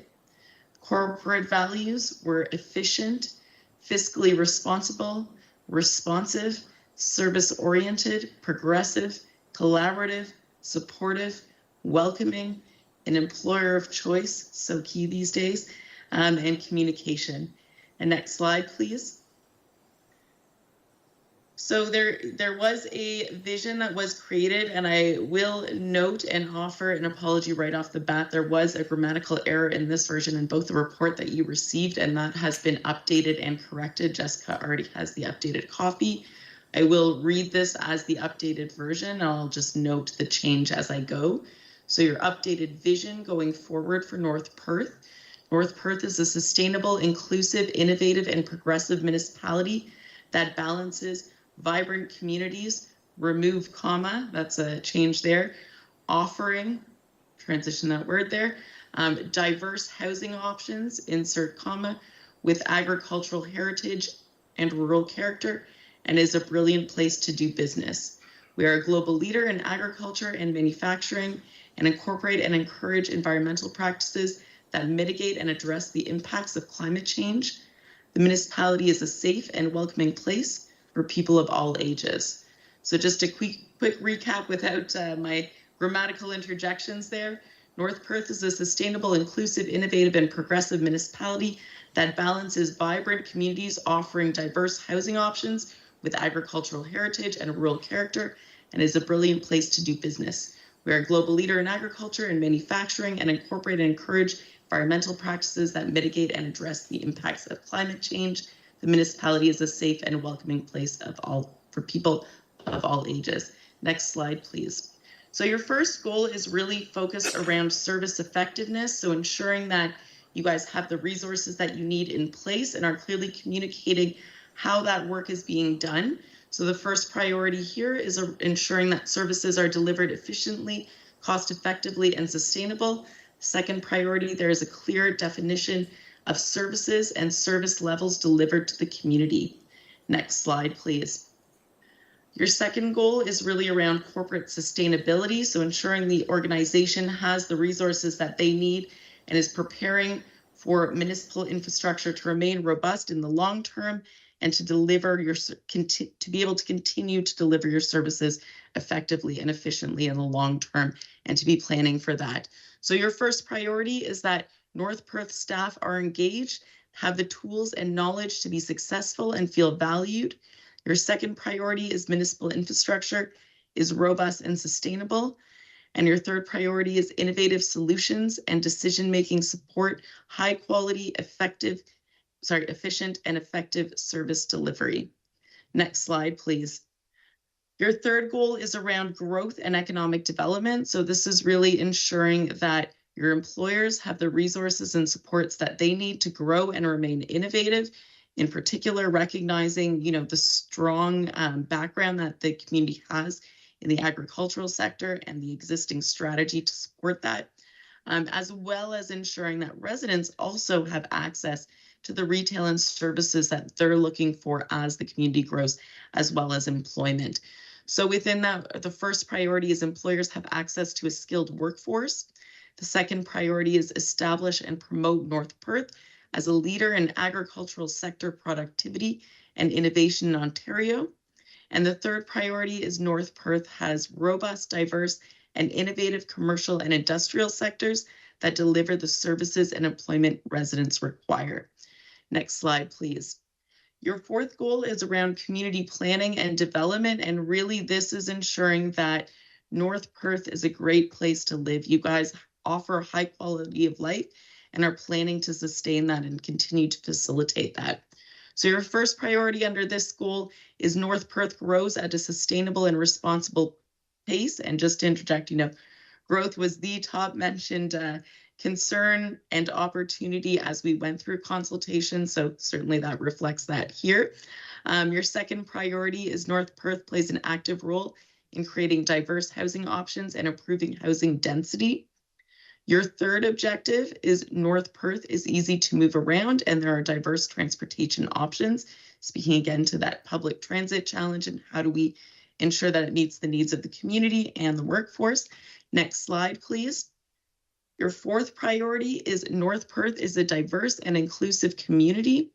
Your fifth priority is North Perth offers a high quality of life for residents of all ages. Your sixth priority is North Perth offers robust recreational facilities and programming to residents. And your seventh priority is North Perth is a leader in mitigating and adapting to the challenges of climate change. So that wraps up the scope of that corporate strategy that you guys have to guide you through this next term of council. From my perspective, it's quite robust. It really responds to the needs of the communities, the challenges that we talked about, and the opportunities that we also talked about to be inclusive, to be, a vibrant community that's forward thinking and forward looking. So with that, I'll just jump to the last slide and say a huge thank you. It's been such a pleasure to work with you guys as council members and your staff to see the dedication and passion and insight and connection that you have with your community. So thanks and happy to answer any questions if there are any. All right, thank you, Ms. Osterman. Let's turn to colleagues. Any last comments or questions before we consider a resolution? I'm not seeing any, so let me find the resolution. That's the next step. As follows, that the Council of the Municipality of North Perth receives and adopts the 2023 to 2026 North Perth Strategic Plan. Can I call for a mover? Councillor Richardson, thank you. Seconded by Councillor Blazek. Any discussion or debate? Seeing no evidence of that, let's have that vote.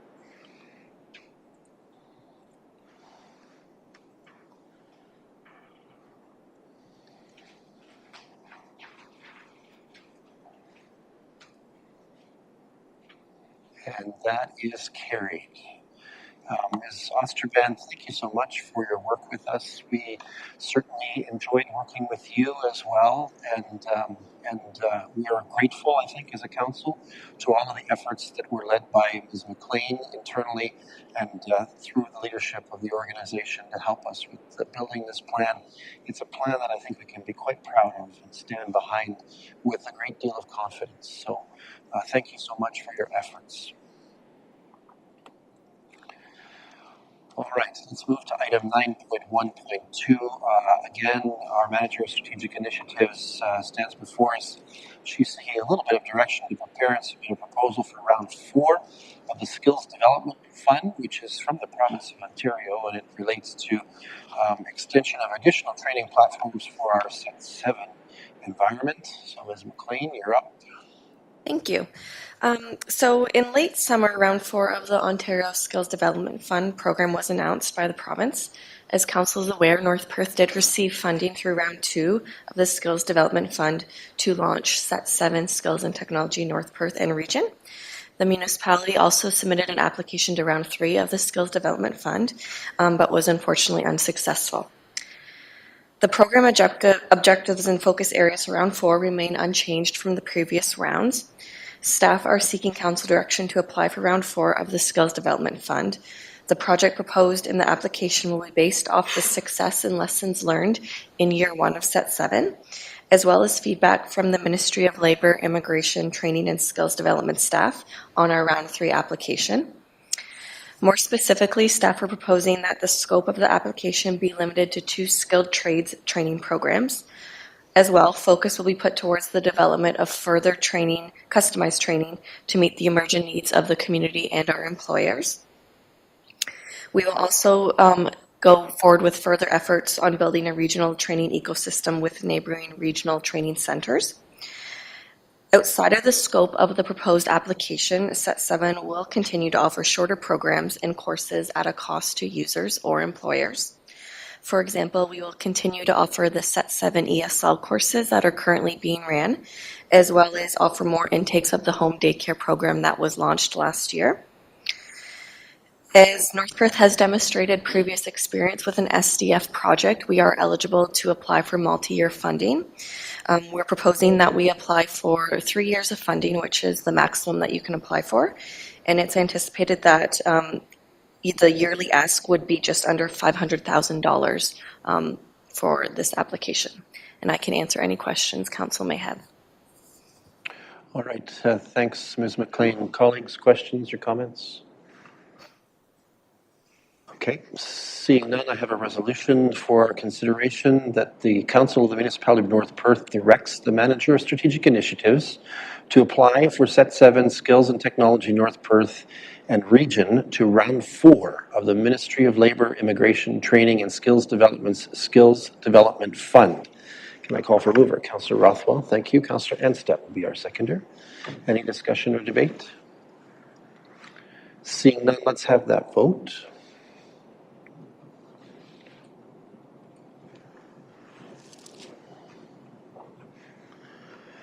And that is carried. Thank you. Thank you, Ms. McLean. Have fun finishing up that proposal. All right, we turn now to item 9.2, which is in this case reports from our operations department. Item 9.2.1 invites council to proceed with the request for the improvement of the Horton Municipal Drain under Section 78 and 4 of the Drainage Act and to appoint an engineer. I note that Councillor Andreessen has left the chamber per her earlier declaration. I'll invite Scott Richardson, our drainage superintendent, to address this item. Mr. Richardson, welcome. Hey, thank you, Mayor and Council. Yep, this is just a for council to consider a Section 78 and a petition that was brought forward by Doug Andreessen. The Horton Drain was built in 1984 under a report prepared by John Coonsey. The drain, it works well, and it only accommodates 1 inch of water in 24 hours. We're looking to parallel this drain to get it up to today's standards. So the drain is in good shape, but we're going to put another one right beside it. That's what we're looking for. As part of that, there'll be a new road crossing, 146 with new basins. And that cost would be determined by the engineer. Dietrich Engineering was appointed to do the Brant drain. These drains, basically, they're adjacent to each other. And the most cost-effective way to do this, I think, just by doing it under one engineer's report would make the most sense. Yeah, we're looking to keep it going. All right, thank you, Mr. Richardson. Let's turn to colleagues. Any questions or first comments on this one? Not seeing any, so I have a resolution for our consideration that the Council of the Municipality of North Perth, in accordance with Section 78 and 4 of the Drainage Act, proceeds with the request for improvement to the Horton Municipal Drain. Further, that the Council of the Municipality of North Perth appoints Dietrich Engineering to investigate the possible improvements to the Horton Municipal Drain. I call for a move. Councillor Nordum, thank you. Seconded by Councillor Blazek. Any discussion or debate? Seeing none, let's have that vote.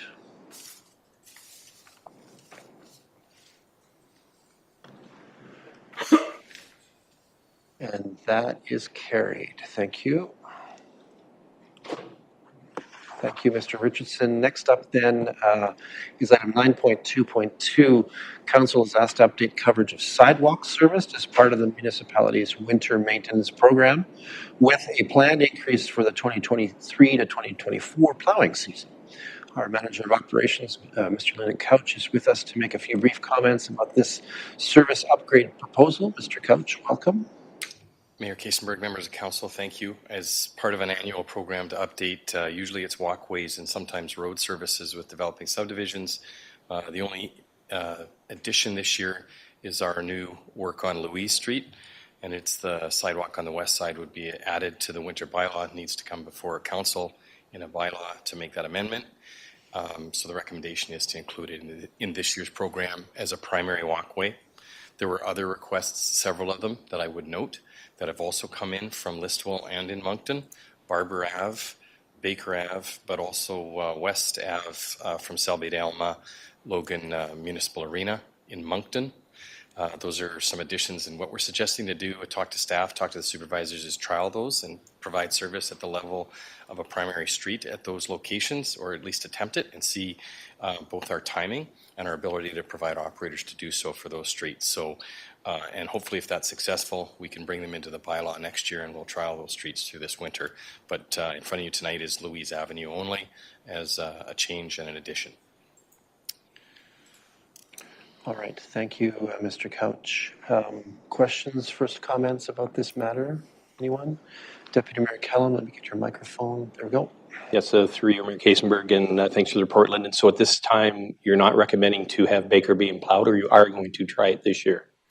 To be trialed and plowed as the other sidewalks, yes, but not included in the bylaw. So it'll be a trial sidewalk for us. We'll see how our operations keep up, especially if it snows for a couple days. We have a 48-hour window to complete all walkways. We're at a bit of a maximum in terms of the number of the machines that we have to respond daily, operators, but we will include them. They will be, and I'll report back next year when we provide a bylaw change, and hopefully they can be included. Good, I'm fine with that. Thank you. Could we anticipate that service might be sporadic then? Like it may not actually get done under some circumstances, or? I think the effort will be to treat these as secondary sidewalks that will get done on every event, at least treated or plowed as with the other sidewalks. It happens every year. There'll be additional subdivisions coming online as well in the next year, we're expecting. So significant increases. We're going to evaluate year by year, really, with the resources and people. Okay. Councillor Anstett. Thank you, Mayor Kaysenberg, through you. Thanks, Lyndon, for your report. So just so I'm clear, Barber, Baker, and West Avenue are going to be done this winter, for the duration of the winter is the goal? They are, and I would caution, just as Councillor Kellum or Deputy Mayor Kellum mentioned, we'll do all the walkways, the primaries and secondaries on the map. We will include these as secondary sidewalks and do them on every occasion. They could be missed if we do have a reduction in the amount of staff that show up on any given day or a breakdown. They're not included in the bylaw because we're finding the existing list of streets that we have for sidewalk service pretty much is our capacity. Adding more at this point might be difficult. So they were on trial. We'll try and do them on every event. These would be the first ones we would not do on every event. And we'll report back next year as to whether they should be kept. And we also know there will be other additional walkways coming on in subdivisions in the future. We're probably going to need to change our resource base or patterns or level of service. That's kind of the comprehensive answer. Okay, thank you. I think the tricky part is, if I'm following Councillor Ansted's thinking, is the communication about this might be interesting. So bear that in mind. We have done this other years with other sections of sidewalk as well. This is not new that we've added some areas that were in transition or to be assumed shortly.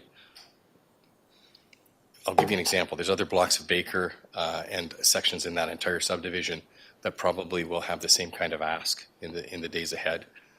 How we judge whether we do them or not should be based on the amount of pedestrians and the types of services or schools or types of buildings people are walking to. So that's what we've tried to do over the years. We service 45% of the existing sidewalks. We don't service them all. Okay. Do we communicate with those who are in the sort of trial zone that there's some effort that will be made, but it might not be perfect? We'll follow up with the work orders and with the original request that came in with the individuals, that's how we're going to approach it this year, and that we'll report back next year about inclusion and any other expansion in the program. Okay, thank you. Anyone else with questions or comments about this? Okay, I have a resolution then as follows: that the Council of the Municipality of North Perth approves the increase in sidewalk service and amends Winter Maintenance Policy Bylaw 153-2017 to include these walkways. Can I call for a mover? Deputy Mayor Kellum, thank you. Councillor Ansted will be our seconder here. Any discussion or debate on this one? Seeing none, let's have that vote.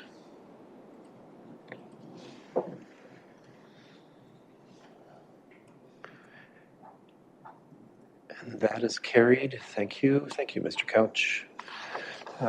That brings us to item 10 on our agenda.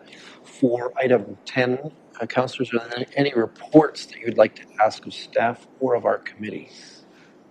Councillor Andrews. Yes, thank you through you, Mayor Kiesenberg. I realize my request is not necessarily one for our own municipality, but I'm wondering if we could get an update, perhaps through CAO Snell, around the status of the county's official plan. The county's official plan has a direct impact on our growth and development here in this region and our municipality. And it was on a process to continue to be shared and updated and to be done, like a new draft to be given this fall. I'm just wondering, again, I realize that I don't need a full, like a long report, just I'm wondering if we could get a bit of information of what the status is on the official plan at this time. Okay, let me turn first to CAO Snell for comment. I would probably keep that brief, and then we can determine whether there's an action that draws the county in or not. CAO Snell, go ahead. So to my knowledge, the plan was to come to county council in November. I understand at the last county council meeting, it was deferred until the first meeting of December. So I don't have that exact Thursday date in front of me, but that's the day I understand it's being delivered to county council as a draft. And that will be, then the public process will begin, which I would assume, but I haven't been told, what I would assume would be some presentation to all the lower tier councils. Okay, thank you. Anyone else with a report request? All right, that brings us to item 11 on our agenda. We do have an item of correspondence that warrants our review and or action. As item 11.1, we have received a request for road closures for the 2023 Santa Claus Parade in Listowel. The general operating principle is do not tick off the guy in red. We have a resolution to enable this resolution. This request as follows. That the Council of the Municipality of North Perth approves the road closure request from the North Perth Chamber of Commerce for the 2023 Christmas Parade to be held on November 25th at 5 p.m. for the following route. Begin on Main Street West at Maitland Avenue, west on Main Street to Livingston Avenue, and south on Livingston Avenue to the Spin Right parking lot. And that North Perth Public Works, Fire, OPP, and Perth County EMS be advised of this event. And I think there was a map included with this. Councillor Duncan is going to move. Thank you. Seconded by Councillor Nordum. Thank you. Any discussion or debate on this one? Seeing none, let's have that vote.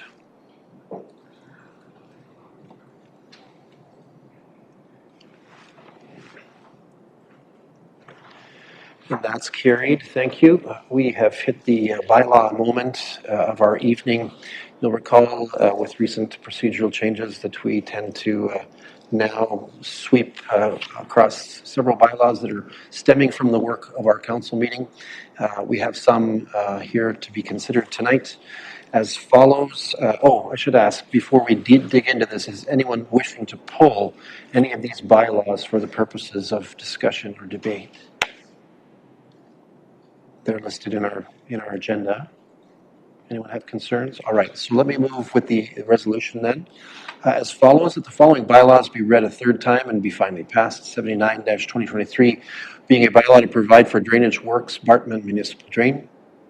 92-2023, being a bylaw to provide for drainage works, Broughton Municipal Drain. 93-2023, being a bylaw to provide for drainage works, Bender Quance Municipal Drain. 110-2023, being a bylaw to provide for drainage works, Soden Municipal Drain, and that the following bylaw is hereby passed. 136-2023, being a bylaw to amend bylaw 153-2017. Can I call for a mover on this? Councillor Richardson, thank you, and seconded by Councillor Anstead.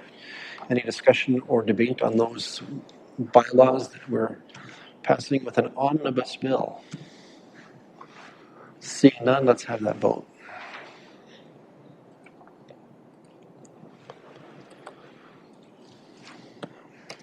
And that is carried. Thank you. Let us turn next to item 13 on our agenda. As item 13.1, Council will now consider a resolution submitted as notice of motion by Councillor Sarah Blazek at the October 23rd, 2023 meeting of Council. Let me read this resolution for the record here. Whereas the current Housing Action Plan proposes that investment be made into the investigation, planning, and construction of affordable housing units and/or complex at the location known as Park Lot 15, Concession 8, Elma Ward. And whereas the investment by the corporation into affordable housing is a large, though necessary commitment that should be given due consideration to best ensure that the investment is of the greatest benefit possible to those households who rely on affordable housing. And whereas the community of Atwood does not currently contain critical amenities such as reliable public transportation, employment opportunity, grocery retailers, indoor recreational facilities, childcare facilities, medical offices to support those households relying on affordable housing. And whereas many of the households who rely on affordable housing do not have access to private transportation. Now, therefore, be it resolved that the staff of the Municipality of North Perth be directed to cease any further investment into Step 16 of the Housing Action Plan until such time that Council has been provided with a report containing the justifications for the selection of this location, Park Lot 15, Concession 8, Elma Ward, over and above any other location in North Perth that could potentially offer better access to essential amenities, and until Council determines whether or not to continue in this specific direction.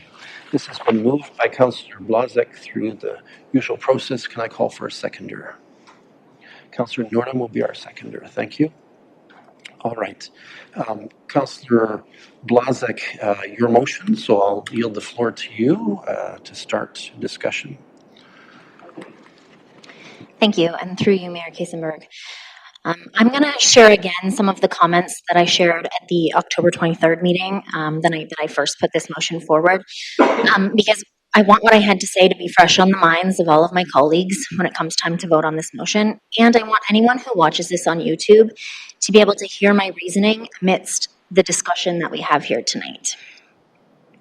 I grew up in a household that relied on affordable housing. Raised by a single mom with 4 kids, we struggled with food insecurity, and we moved a lot. Most of that time was spent in Listowel, but there was a brief period of time in my very early teens when we rented a place in Atwood. Those roughly 18 months were challenging and short-lived because unfortunately Atwood couldn't provide us with what we needed. Now I know that that was some time ago and that some things have changed in Atwood since then, but this hasn't. There are very few jobs in Atwood. There is very little in the way of childcare. There is no grocery store. There are no healthcare offices. There are no indoor recreational facilities. There are no social or public service hubs.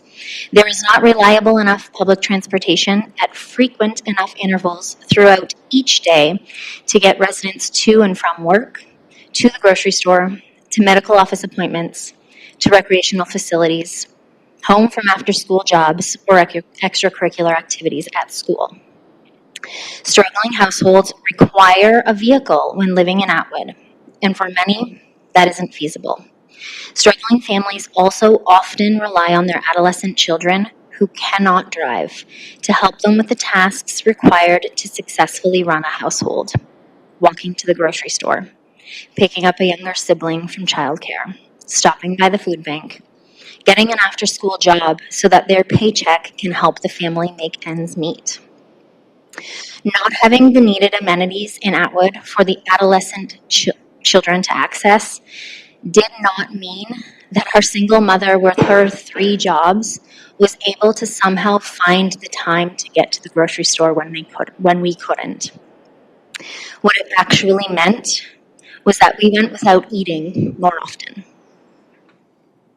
We went without visits to the doctors and the dentist, because even though there were programs that could help us make that financially feasible, we couldn't physically get there. I have walked this road. These are my very real lived experiences that I'm sharing with you, and I do not share them lightly. I'm not alone in this feeling either. I've been having constituents in this community reach out to me, some of whom had similar life experiences, some of whom have never even come close to experiencing food and housing insecurity, but all of whom thanked me for speaking out, concurred that Atwood is not the right location for this housing, not right now. It feels irresponsible to spend any more taxpayer dollars on this project on this site until council has had an opportunity to determine that this is the very best site for the municipality to be investing in. This isn't the field of dreams. We cannot build it and hope that they will come. We cannot build it and hope that the services and amenities that those struggling families need will find their way to Atwood. We have to look at what is there in that location right now to support the households that rely on this type of housing right now. Thank you. Thank you, Councillor Blazek. I think, as I understand the resolution from last week, Council wished to defer this matters until staff were here that were appropriate to speak to this to some degree, and they are. So I'm going to provide the opportunity to either Ms. McLean or CAO Snell to address, I think, what are some of the obvious questions. Why this location? Is this the only location? Etc. So it looks like Ms. McLean's going to join us at the podium. Go ahead. Yes, thank you. So I appreciate and agree with the points made by Councillor Blazek. Just to give a bit of background on why this site was located to do these environmental studies on to prepare for a possible housing project. Firstly, through some preliminary discussions amongst staff, we had thought of what would the target audience be for this project in this location. And our target audience that we were planning for was more of a worker housing development. So that would be for those that are in our community. They are working full-time in some of our key employment areas, but they aren't making enough to afford the price of market housing in our community in order to buy, and they might not be making enough to afford the cost of market rent at this time. So in that case, it's possible that those people would not be facing the same circumstances that those that would require more affordable housing with supports would require. We did do a review back in the spring in preparation for the housing forum held for council. And working with our GIS staff, we looked at the municipal inventory of land that is currently available. So property that is owned by the municipality, with the lens of what properties could be used for housing in a timely manner. So we shared that information with council at that meeting and highlighted the properties that would be available. And this was one of the ones that was identified as being available for housing that would not require a significant level of planning approvals in terms of those long processes. And lastly, the costs that have been proposed to date for this project have been for environmental studies, so a phase 1 and phase 2 ESA, as well as the cost to do the record of site condition submission. So those studies would be required for any future or current community use of this property. It's proposed, the cost is $45,000 for those studies. And then, as council is aware, staff did include in the capital budget forecast proposed cost for a capital build, but at that time, those funds aren't committed. So that is, I think, the comments I can provide for now. Staff would be more than willing to bring forward a report with more information. Thank you, Ms. McLean. CAO Snell, did you wish to add anything to this?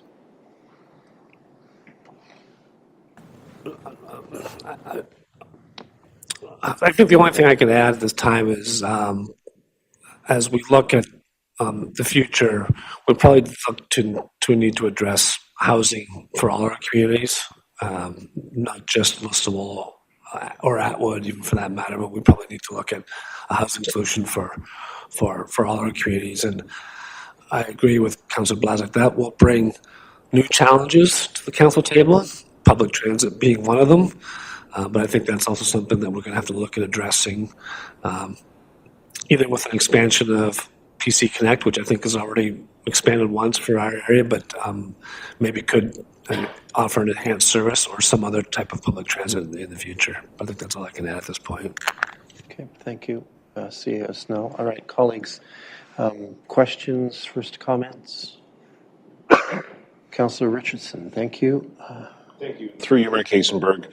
I would be interested to also bring back that information that you had made mention of, as well as the other sites that were preliminary. I don't think anything else has come forward since then. My other question is for the HAF application or for the Housing Accelerator Fund application, by taking this out of the mix, does that affect our application process going forward? If you can find that out, because I don't know if it does, but you know. Thank you. That's a great question. So for our HAF submission, we were only able to submit our top 8 initiatives to be scored for that application. So that was not included in the top 8 of the initiatives that we submitted for the HAF. So it would not impact that. Okay, Councillor Andreessen is next. Thank you, Ms. McLean, for your report. Many of the things that you shared have been some things that I've been researching too.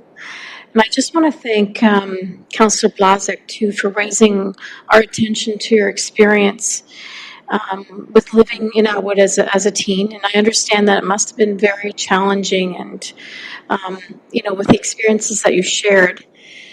Like I said, I have been doing some reflecting and some individual research. And what I've discovered is that rental units for new graduates and specifically affordable workforce housing is really a missing piece in our community. We do have new grads from high school and from post-secondary schools who are newly employed members of our local workforce, and they're in their 20s and 30s. And these new grads are currently living in the basements of their parents until well into their 30s because they can't afford a home or even the rent. These grads and newly employed workers have cars, and they're able to secure loans and vehicles because they are employed. However, they struggle to find typically affordable places to rent until they can save some money to buy a place. And as an example, these new grads potentially work in Moncton at the library or at the daycare center or at Set 7 in Atwood. Parents and grandparents know this story all too well.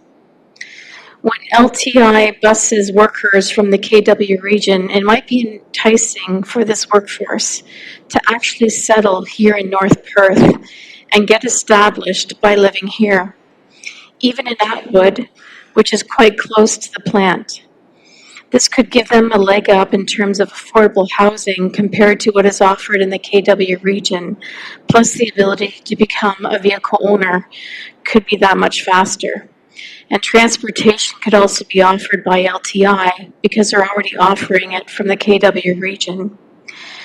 During our recent economic development meetings here in North Perth, we have been hearing that we do have local farmers who hire workers who need places to live on an ongoing basis. These workers support ongoing operations in the dairy and pork industries. Many of these farms are in Alma Township, and these workers also have access to transportation, but need affordable places to rent. So I'm labeling this type of potential housing as workforce housing, not necessarily small family housing, but new grad workforce housing. It supports workers who want to live independently but can't afford to purchase a home yet. Our farms, industries, and programs need workforce housing, and I think that this housing would be helpful in communities like Moncton, Atwood, and Listowel. I think that Jessica and our team should perhaps look at this type of housing and continue to address it through upcoming reports and consider Atwood as a placement for this type of housing. So again, after some reflection and deep respect for Councillor Blazek's comments, I feel I can't support this motion this evening as I feel we need to continue to look at housing options to support our industries and farms and other businesses so that there is housing for our workforce. Thank you. Thank you, Councillor Andreessen. Other colleagues wishing to make comment at this point? Let's let others have their say first. Councillor Nordum? Yeah, I would like to thank Councillor Blazek for bringing up her experiences from Atwood. No offense to Atwood, it is a bedroom community, and I really agree with her that there's not many jobs there, and just I would support this motion just because you do really need a vehicle to get out of Atwood to get to a job, get to the grocery store, get to childcare. It makes sense. That's all I got to say. Okay, thank you. Anyone else wishing to make comment? I think I'll offer my own comments here. Certainly, I was aware quite early about the municipal land bank and what lands are available to us to act on. And it's not a pretty deep land bank. We have a narrow number of properties that are available to us. And I think staff did a reasonable job of identifying a property that can be acted upon with reasonable speed at this point, which is something that we need to do. If we're going to deal with affordability of housing, we need to get on it. We can't be waiting 4 or 5 years for various processes if we can avoid that at all. Like Councillor Andreessen, I concur with the notion that this is worker housing more than anything, and I think we know now that if we build this, they will come. There will be people who will fit the demographic and the income interests of trying to enjoy living in a small village because they will have transportation. But I also certainly have raised earlier in this council's deliberations that we are on the brink, I think, of an intra-municipality transit system. And that's kind of a daunting notion that we're going to have to start thinking about transit pretty soon. But I think we're getting there rapidly, and we're going to have to be quite innovative about how we pursue that. The only other comment I want to sort of add, and it's with, and like Councillor Andreessen, profound respect to Councillor Blazek's lived experience. But it is possible to make the argument that we shouldn't build homes in Listowel because there are critical amenities missing in our community at this point. Certainly we know that a lot of the mental health counselling and services that are available to people who live in North Perth come from Stratford, and that's a problem. It's a problem that I think all of us are concerned about, is that transit of people who are less fortunate financially getting to Stratford for those services. So as one who, amongst you who's lived in a city many times, I can argue there are things that I miss about the city, and I know perhaps that's an uncomfortable statement to make. There are amenities that are in the city that I just can't get here in Listowel.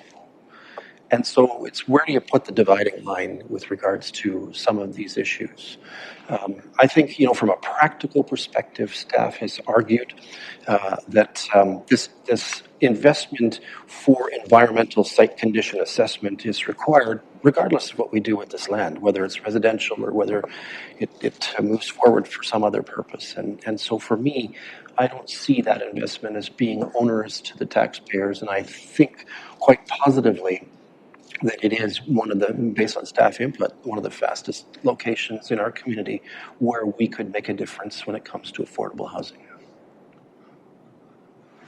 All right, any other comments, colleagues? Councillor Duncan. Thank you, through you, Mayor. I guess I'm a little confused.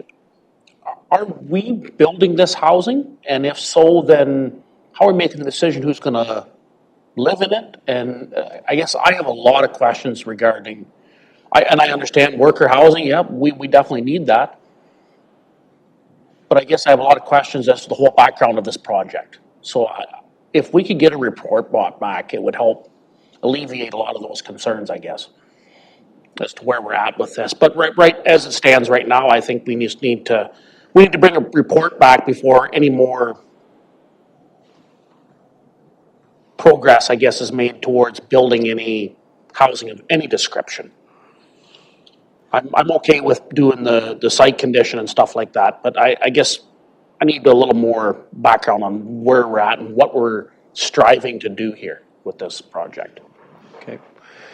So the motion on the floor calls for us to cease any further involvement at this point until we have a report with justifications and explanations and addresses to some of the things that you are expressing concern about, I think, Councillor Duncan. The question is, and maybe that's the point, the edge of the wedge here is, do we stop all those environmental assessments at this point until we see the report? Or do we just commission staff to bring forward a report? Councillor Blazek.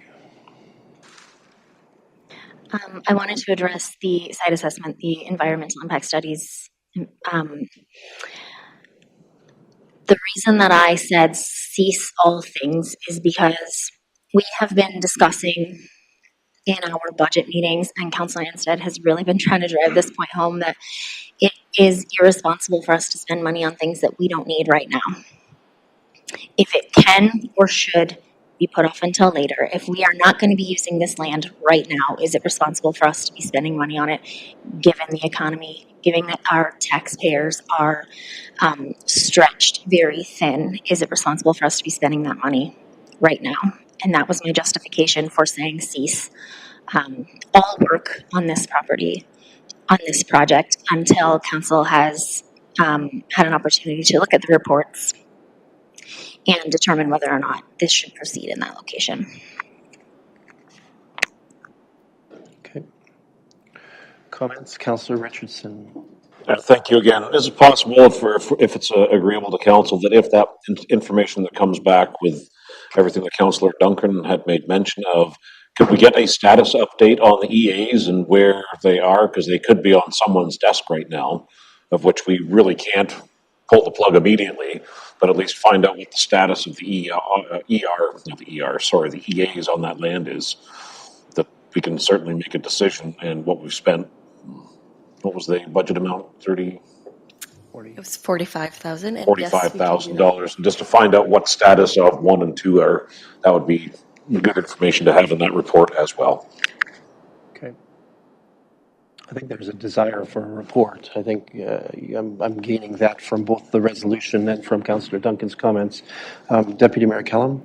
Yes, sir, you, Mayor Kasenberg, and thank you for all your comments, colleagues, but I'm reading this to base my decision on ceasing further investment, not on the reports. So are we ceasing this and stopping this, or are we?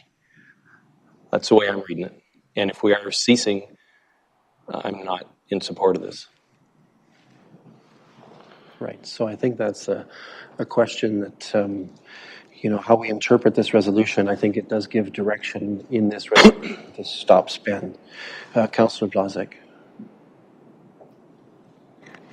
It does say to stop until council determines whether or not to continue this specific direction. It does say provide a report containing the justifications for the selection of this location. So I have no intention of stopping us building housing or investing in housing. But I think that this project needs to stop right now in this location until such time that we've been provided with the information that we need to continue. Just a quick technical question of staff. This project, there was budget allocated to this in 2023? Yes, that's correct. It was approved in the 2023 operating budget. Okay, so the money is available to us. We've already approved it as part of a budget expenditure with regards to the environmental work. The environmental work at this site. Okay, thank you. Any other questions or comments? Councillor Rothwell. Thank you, Mayor Todd, and thank you, Councillor Blazek, for the notice of motion. This is an important issue in our time, and I'm going to speak against the notice of motion, in part not to discount lived experience here, but to the reality of what it is that we've been trying to receive, both in this project when we talked about A in the budget and B in the early matters, certainly before we made the application, that we had a very small amount of land holdings that we could proceed with. And at no other time in recent memory have we had such a need for affordable housing across the spectrum. So if this is one small effort that we can do to proceed, to try to get some within our community into some housing that they can afford, well, let's hop to it, because the federal government, the provincial government, and every municipality has been sort of in a call to action to say you need to unlock lands and get it ready to go now. To Councillor Duncan's point, I think if it would give councillors comfort to have an update from staff, I'm all in favor of that in terms of where we are. But because we do realize that, this is an application process. As we said before, if we're going to wait for the province and the federal government to come forward with money to drop in our lap to go out, let us do the job, we're going to be waiting for a long time, in my view. And I don't think that whether we're successful or not in the application is going to be dependent upon whether we're going to see housing develop in Atwood, in Listowel, or wherever it is in North Perth. We have to have bold actions, and we have to move forward sooner rather than later.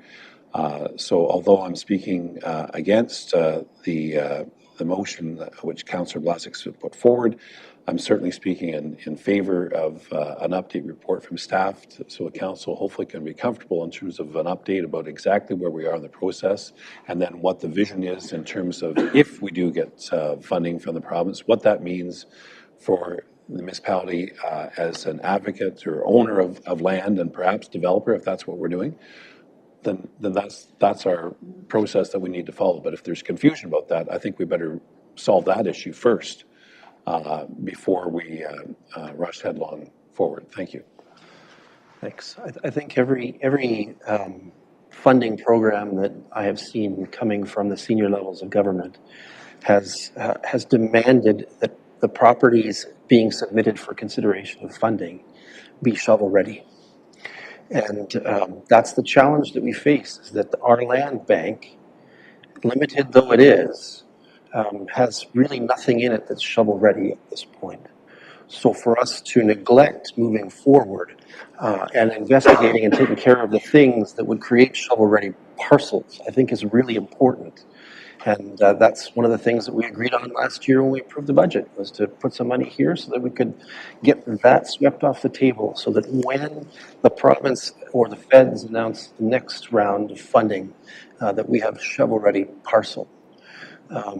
That's the risk, right? We're saying that of the parcels that staff have picked as being most advanced in terms of being shovel-ready, we're stopping a piece that would make it shovel-ready or move it to shovel-ready status. There's more to it than that, of course. We would have to design or have plans of buildings and lot site stuff, right? But this is an important precursor to that, and that's where I'm nervous, because certainly, and just my own observation, those two senior levels of government have been rolling out program after program and making announcement after announcement because they know that this is such an important issue in the life of Canadian society right now. So those are my thoughts. Councillor Duncan. Through you and further to those thoughts, my confusion is shovel ready for what? That's what I need to know. Shovel ready for what? So I think we need to, as a council, decide what that is, because I've heard numerous different ideas around the table as to what that is. So I think until the report's brought back, I don't know where I'm at with this. Thanks. CAO Snow. And I don't want to sound like we're not planning, but I don't think we know at this point even what that is. It would depend on, first of all, what's even available from the upper levels of government. We want to talk to our partners with the City of Stratford. We want to talk to other third parties that may be interested in helping us solve the housing crisis. And we have not even started to have those conversations because we want to make sure we have an available piece of land first. We are probably, and I know this is also something I know the council wants to hear, but we're really a long way from having a shovel in the ground, which I know is what we all want to have. But we got to get through some of these early stages just to make sure we have a piece of property. And then I think we have to sit down with both staff internally and our external partners to see what that looks like. Is it rental? Is it condominium? I mean, there's a whole, I could write 100 questions that we don't have the answers to tonight. Thank you, CEO Snell. I can certainly build on that conversation or those comments that I have been approached at times by developers and lamented the issue of affordability of housing in our community. And invariably they ask me, do you have a parcel ready for me? And that's inherent in this challenge, right? They want to know that they can move forward quickly and are not going to be excessively burdened by red tape, shall we say. Councillor Rothwell. Thanks very much, Mayor Todd. And this gets to the point further that Councillor Andreessen raised earlier in terms of the county official plan, when we talk about our land bank in North Perth, it is substantial when we look at the number of acres that the municipality of North Perth owns. The problem is that the majority of those lands we cannot develop in terms of anything more than agricultural buildings and structures, because almost all those parcels, with respect, are in the agriculture destination or natural resource environment destination. It does not allow for the development. However, we are told, and we will hopefully see in terms of the draft official plan of the new county official plan, there are land areas which North Perth owns which are going to be slated for development, which we heard last week, some 6 or 8 farms worth of land area totally that we need to have for residential development within all of North Perth. That is a lot of land. The fact of the matter is North Perth owns a significant amount of land which could see that development happen. We need a new county official plan first to make that happen. So the encouragement, which county council is moving forward with staff and so on and our consultant, we need it sooner rather than later. And we know that there's been significant delays and such. But I will say one thing. When we look at what the province of Ontario has done recently in terms of gone contrary to the resolutions of local municipal councils and adding additional lands beyond what their anticipated growth and development was, they've reversed those decisions. And we're going to see a sort of a right sizing of back to the way things used to be, where the Ministry of Municipal Affairs was based on growth and development needs to ensure growth happens where growth is slated and designated to occur, as opposed to on a speculative basis. So I am thankful. Perhaps the pause was a good thing in some respects, but it's pretty tough to swallow when we are in the midst of a housing crisis and we have the potential to unlock for developers and for our community housing of all types across our jurisdiction. But it's a waiting game which is getting long in the tooth. So, yeah, that's fair. All right, anyone else with comments, questions at this point? I think we should consider the resolution as it is and have a vote on this. That's my advice at this point. And then if there's some follow-up that we need from this, we can do that. So it's duly moved and seconded. Let's move to the vote, please.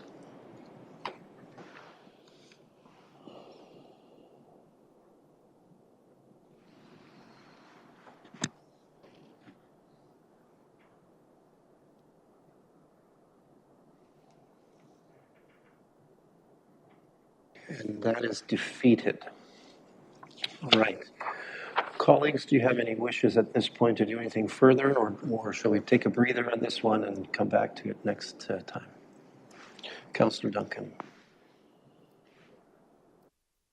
I'll make a motion to request staff bring back a report with regards to this property, with the stuff that we've discussed here tonight that every councillor is interested in.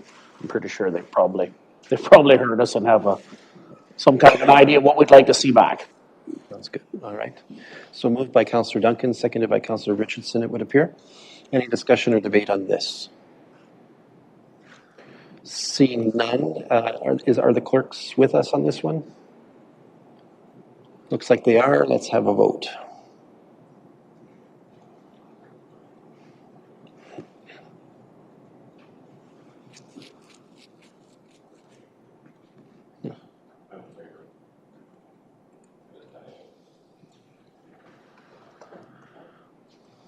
And that is carried unanimously.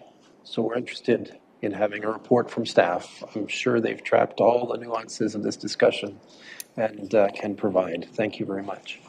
All right, thank you, Ms. McLean. Before we leave notice of motion section, anyone else wishing to make a notice of motion tonight? Councillor Rothwell. Thank you, Mayor Todd. And I'll give my apologies to council because this is relatively hasty, but given our earlier conversation with our delegation from John and Ryan Chapman, my notice of motion is that council reconsider resolution number 525.11.23, which is taken from our minutes of our last council meeting, which is a notice of reconsideration of a motion that was passed at our previous council meeting regarding school bus stop arm cameras and the monetary penalty system, that we move forward with a pilot project. So I will, if I may, be given the opportunity to tighten up the wording, but that's the notice of motion, which is a reconsideration of Resolution 5.525.11.23, wherein Council received the reports from our staff with the attachment from the county regarding administrative monetary penalty systems and the school bus stop arm cameras. Thank you. All right, thank you, Councillor Rothwell. That is duly served. I'm sure he will follow up with the clerk's team with refined text that can be included for our next meeting. Anyone else with notice of motion this evening? Seeing none, that brings us to item 14 on our agenda. For item 14, are there any announcements that would be of benefit to the community or that reflect well on North Perth at this time? Councillor Anstead. Thank you, Mayor Kasenberg. Through you, just a reminder to council that we will be reviewing our operating budget on Wednesday, November 15th. And just another note, council may remember that we had a tentative budget meeting for November 29th. We are going to be having that. The purpose of that meeting will be to recap our capital and any update changes to operating at that point. In addition to that, Hempson Consulting will also be coming to do an information session on the Northeast Master Plan, the development charges with that. Thank you. November 29th, that's right. Thank you for updating us on the budget track. Appreciate that. Anyone else with announcements that they wish to make this evening? Okay, I'm not seeing any indication of that, so let's move to item 15. I don't believe we have anything to consider in closed session, or do we? No, thank you. That was my impression. So for item 16 on our agenda, we have no matters to give report about since we did not hold a closed session meeting. This time, I think I got it right in terms of my numbering. I was told last time I called this item 13, and it looks like I'm going to need to turn this over to Deputy Mayor Kellum. So.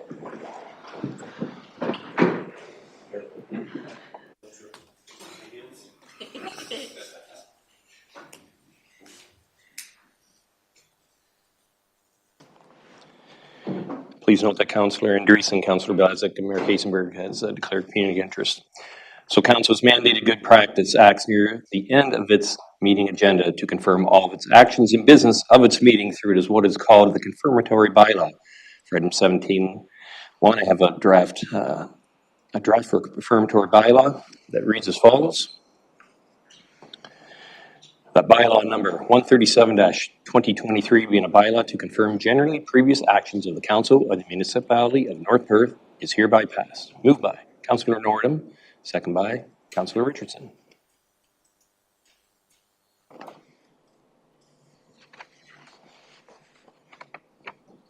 And I'm in favor.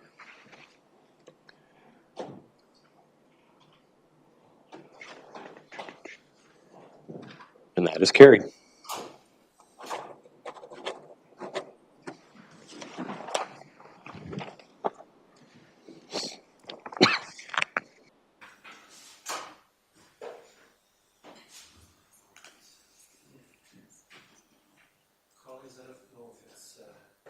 I don't know if it's my age in life. I find this room quite warm right now, and so I'm quite relieved that we're moving to adjournment at this point.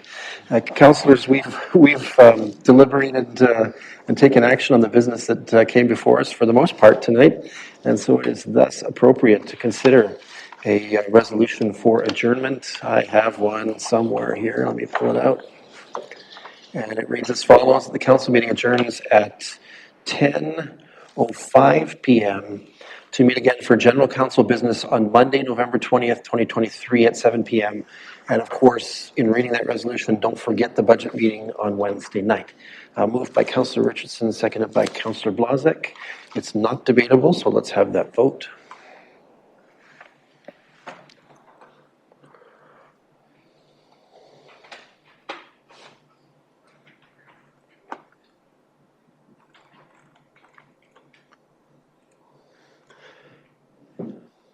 Here I am, the one excited about this, and it's not coming up on my computer. I vote in favor. There it is. And do we have another? Are we missing one? Councillor Rothwell, you're in favor. I'm in favor. All right, and with that, that is carried. Our next regular council meeting is November 20th, 23. I'm sounding a bit nagging when reminding Wednesday is budget night, important night, so please do everything you can. And until that point, this meeting is adjourned.